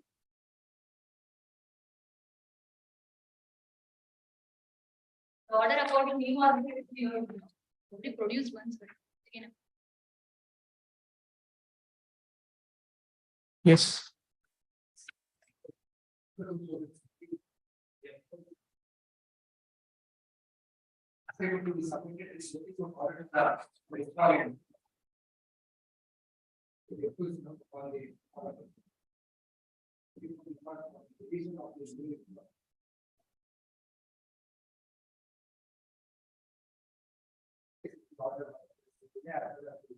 So you are saying you have no instructions and therefore you can't appear.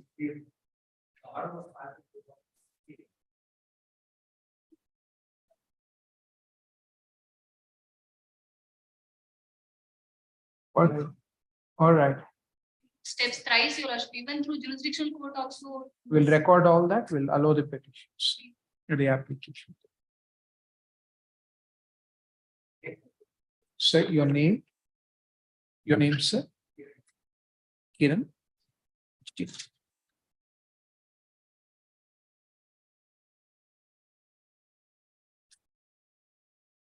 The order sheet.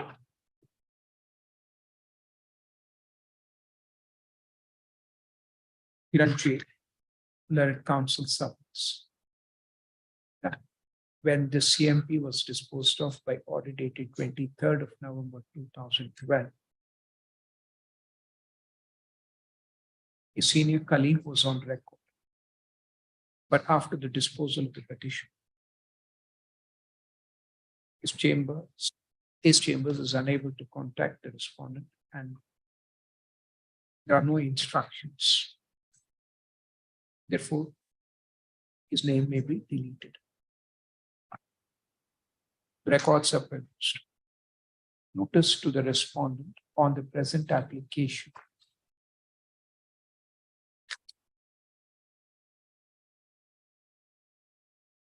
remains.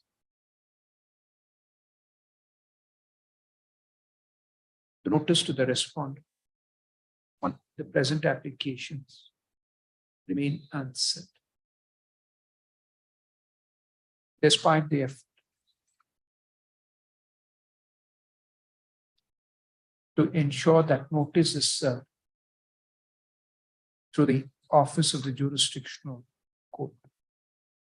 In fact, the report from the Jurisdictional Court is that the respondent has vacated the premises without a forward address.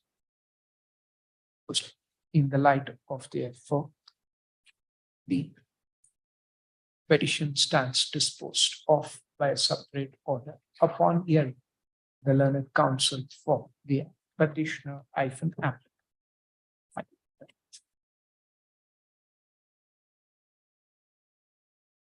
The application stands disposed. First,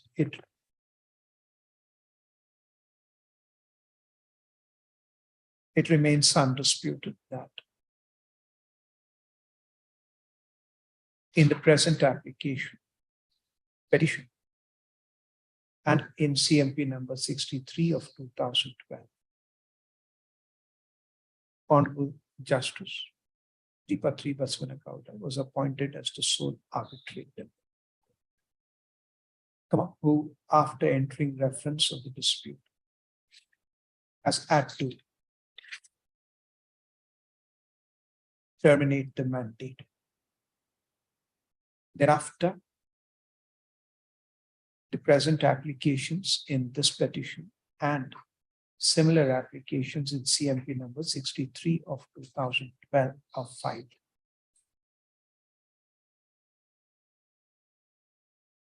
Insofar as the applications in CMP 63 of 2012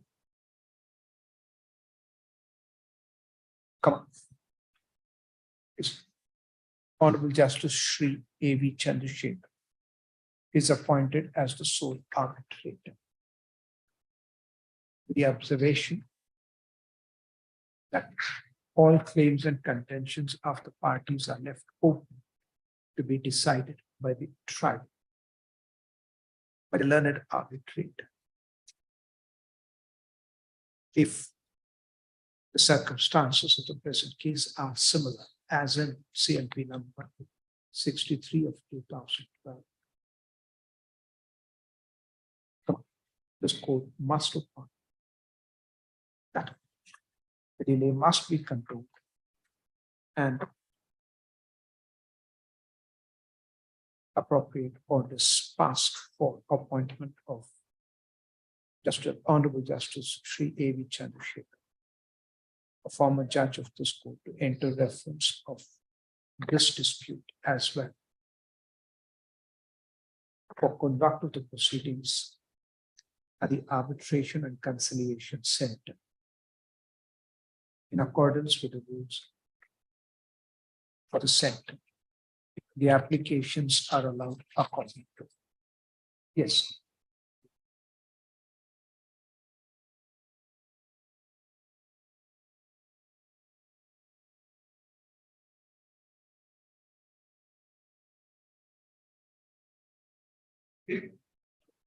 Welcome, Babu Casey. Good. E5. It's a queue open.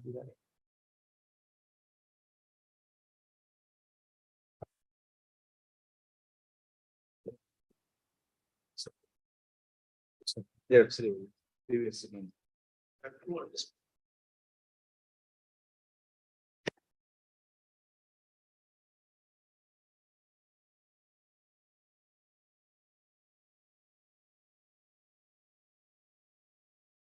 ಎರಡು ಬೇರೆ ಬೇರೆ ಆಯ್ತು.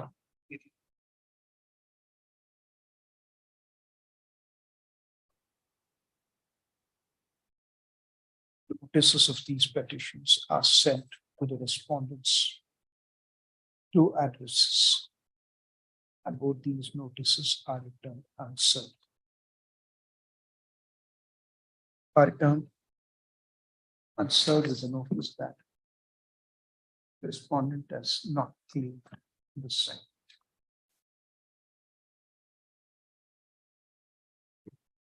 Not claimed until it unclaimed until it.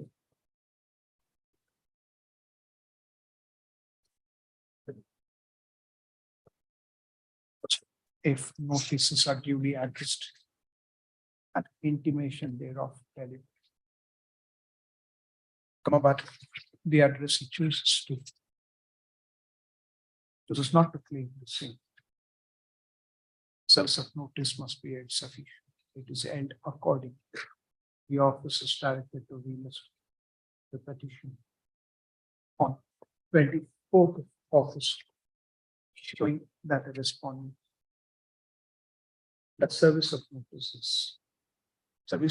to the respondent is held sufficient. Yes.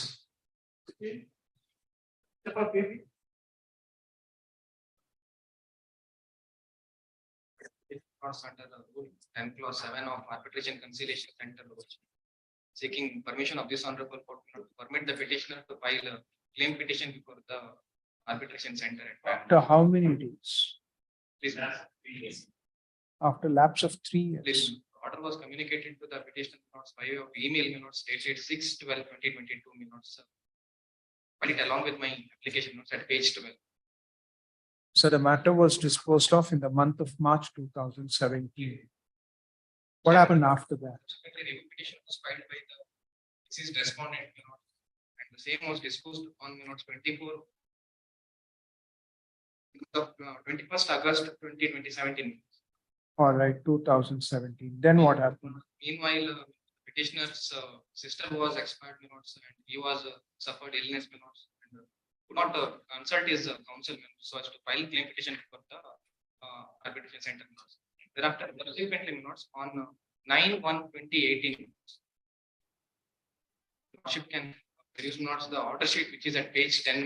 9/1/2000. 9/1/2018. So the director notes has closed the matter for time being. The question is at page 11. So what did you do thereafter? Thereafter, my lords, subsequently, my lords, the petitioner filed application before the director, my lords, Date of application. lords, in the month of December 2019. What happened to that application? That application, my lords, was disposed of, my lords, by way of On? order was coming on, my lords, 7 to Date of order. please, my lords, on 7th February 2020. All right. When was it brought to your notice? When was it brought to your notice? On 6th December, my lords, 2022. That is after 2 years, isn't it? In between, not COVID-19 pandemic was there, and there was a partial and closure of the arbitration center. When did you file this application? When did you file this application? Please, in the month of December 2019.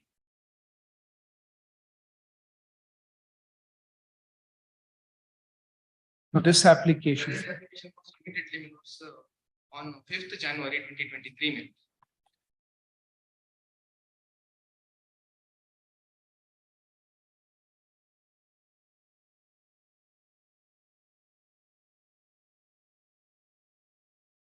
So in effect, you're saying the delay is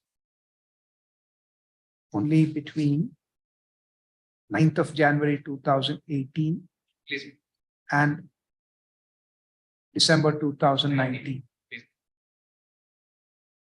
Only until then. And then for about 2 months when you filed your application in the month of February 2020. This application was filed. Present application was filed on 5th January 2023. No. You filed your application. So the proceedings were closed by the director on in the month of December 2019. Because despite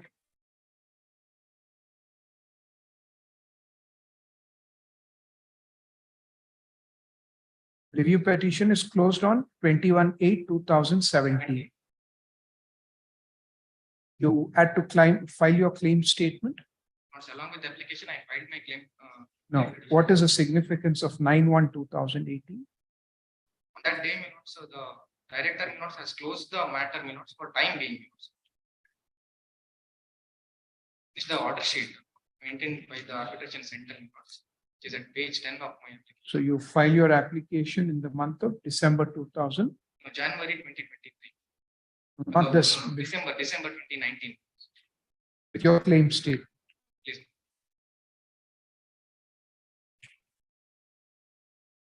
Was the order dated 9/1/2018? Find it page 11. The process power under rule 10+7 of the rules. Case is closed for time being.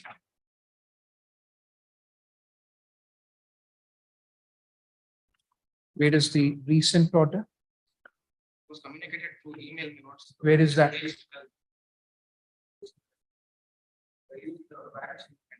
Connected papers. In view of closure of the case, the application filed by the advocate for claimant does not survive for consideration. However, he is requested to avail remedy in accordance with law. Remedy available in per law is by filing present application for this court. Then arbitration conciliation center also. Similar. Can Mr. Please. Mohan S. Sankoli, a retired district judge, now enter reference to the dispute?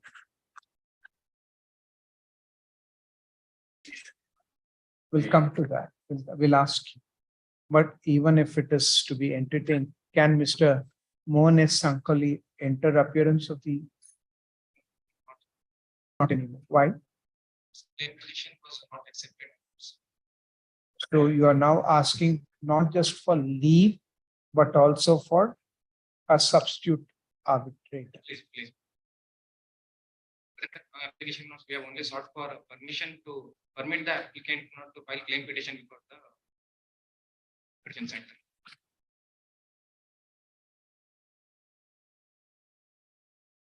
Okay, so why do you say not maintainable?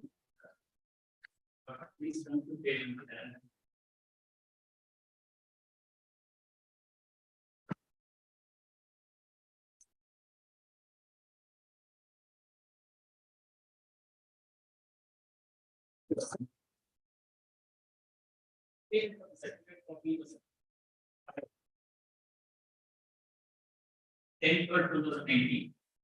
That has Taken on 10/12. 2008. He was aware. The order will pass. So he takes the application, he takes the copy in the month of December 2019. He makes an application on 7/2/2020. That is after a lapse of 7/2/2020. That is after a lapse of just 60, 35, 40 days of 50 days. What was on 9/8/2018? Intimation was given. My connection mechanic. Now tell us why it is not maintainable, sir. The application is taken by after lapse of 3 years. Date of application. Date of application is 10/12/2019. Copy was ready on 10/12/2019. Copy was delivered on 10/12/2019. So after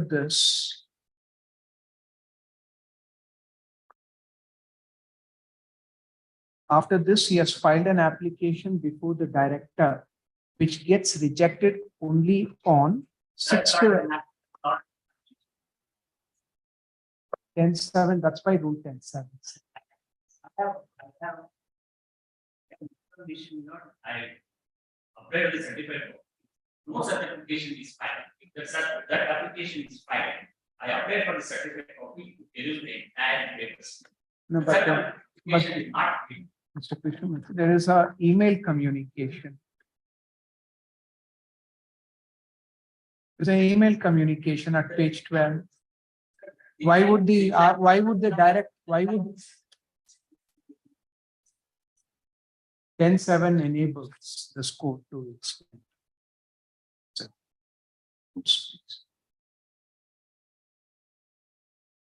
10/7. Yes. It is the case. No, 10/7, please. If even plan, then it should comply with the opposite requirement, direct and fixed plan, within which the plan should comply. Failing it, the file shall be deemed to be closed. However, it is open for the time to submit the plan of operation. With leave of the court. The action is not. What is the dispute, sir? Agreement of sale of the year before 28/3/2014. So he is the purchaser, is it? Yes. He is the purchaser. Yes. Older purchaser. Now, the question comes to R1. CMP was disposed of on 24th March 2017. Yes. The petition was also disposed of without giving a notice on 21st August 2017. Then a lot, 9/1/2018, a communication was sent to both the parties that the matter has been treated as closed. That document has not been produced. I applied for the certificate copy. He has got the copy. Just a minute. So, this is the copy. What are you referring to, sir, now? Page number 22. Objections.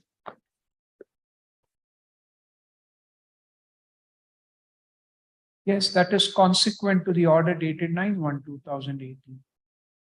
That is consequent to the order dated 9/1/2018. 9/1/2018. National. Yes, fine. If this is case, you was not aware of any proceedings. First, we come to page number 29. Yes, fine. AA monthly period of 2015. AA is sitting before the fair court. Yes, file is suit. What suit? For injunction. Before or after? These are all before this court's order in 2017.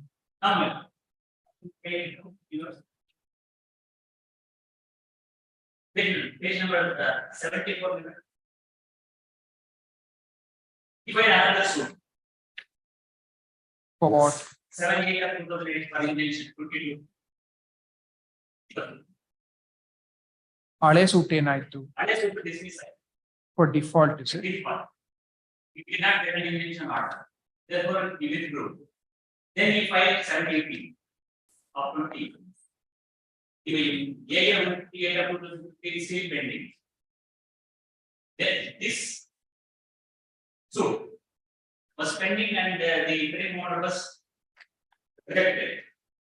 Thereafter, he wanted to interfere. FIR came to file by my client. In the meantime, the Partition was the expired. In 2020, he made Padmayan as the legal representative. In the suit may not, he has asserted that he was expired in the year 2019.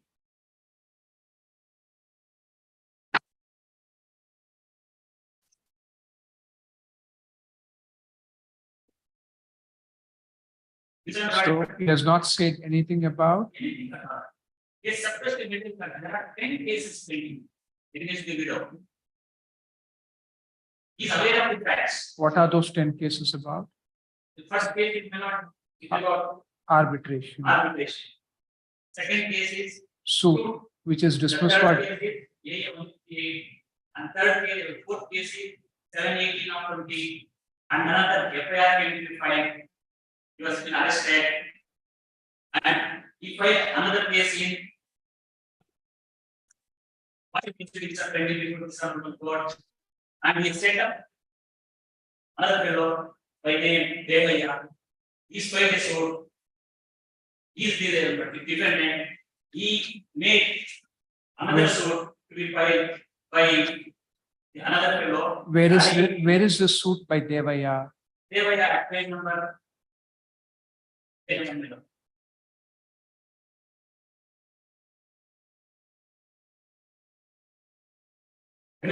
you not get it at page 1 mark. All right. You said there's another suit by Devaya. Where is that suit? Page 131.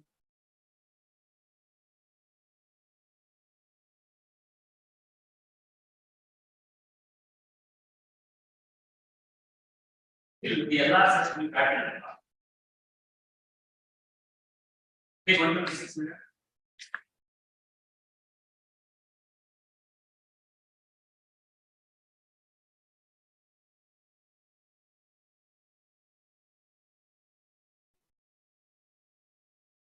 Active provision in this petition act, they got prepared the settlement of sale and filed the case. And thereafter, we have filed a written statement and filed a complaint. In the complaint, Devaya has specifically stated that under the guise of this gentleman, the agreement was prepared. Thereafter, the honorable court has sent the agreement, and it is found that it has been forged, and both of them has been arrested, and they have taken into custody. Thereafter, they came out of bail.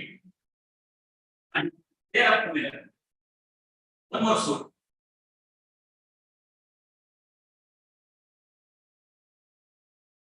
Page number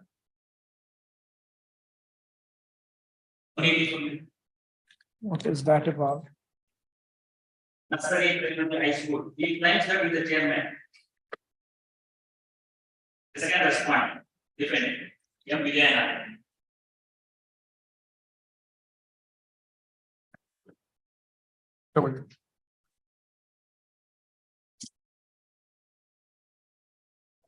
Things are not subsequent to 2020 minutes. So it's a, we'll consider.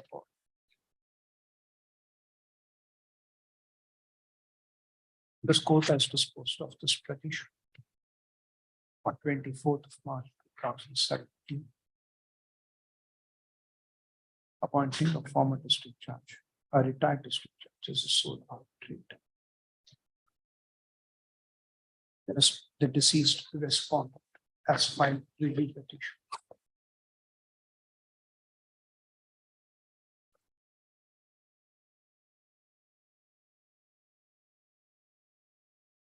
Which stands disposed of by the court, order dated 21st of August 2007. The review petition is disposed of without even notice to the petition. The petitioner, just a minute, sir, let us complete our office. Let us complete.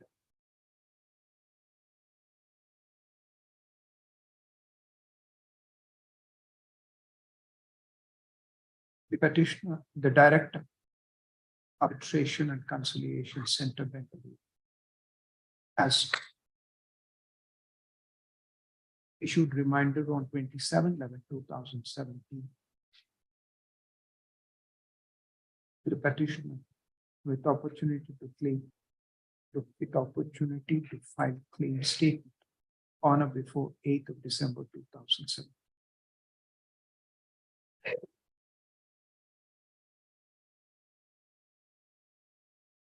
And because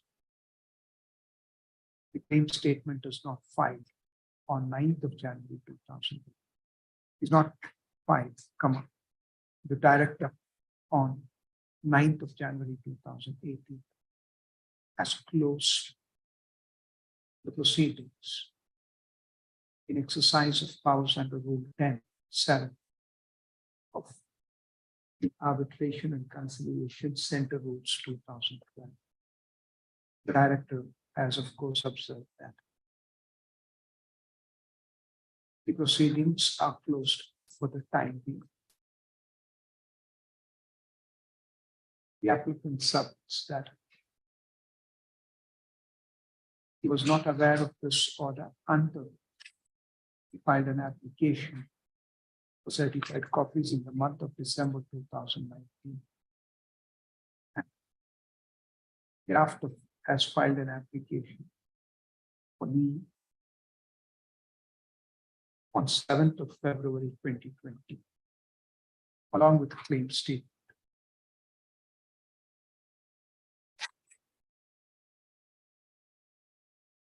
The director, in response to this application, has caused email dated 6th of December 2020, informing the petitioner that he must avail his remedy in accordance with law, because his application would not survive for consideration in view of the order dated 9/1/2018 for closure.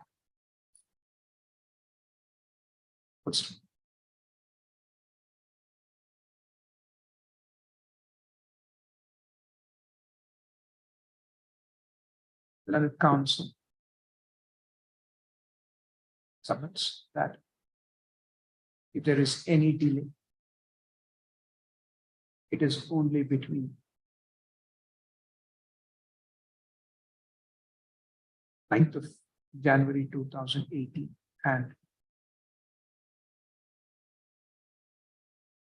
December 2019, when he filed his application for leave to file claim statement. This delay is sufficiently explained, stating is sufficiently explained. He submits petitioner during this time has lost his wife and he could not. System. Page 4 of your application. Last sentence. Page 4, first paragraph, last sentence.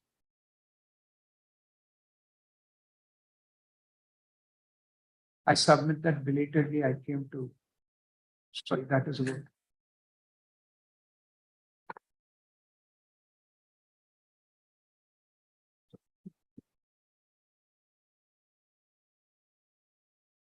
This delay is sufficiently explained. He submits In the bringing forth, is explained in bringing forth the fact that his sister was ailing from cancer. Has breathed her last on 5th of December 2019.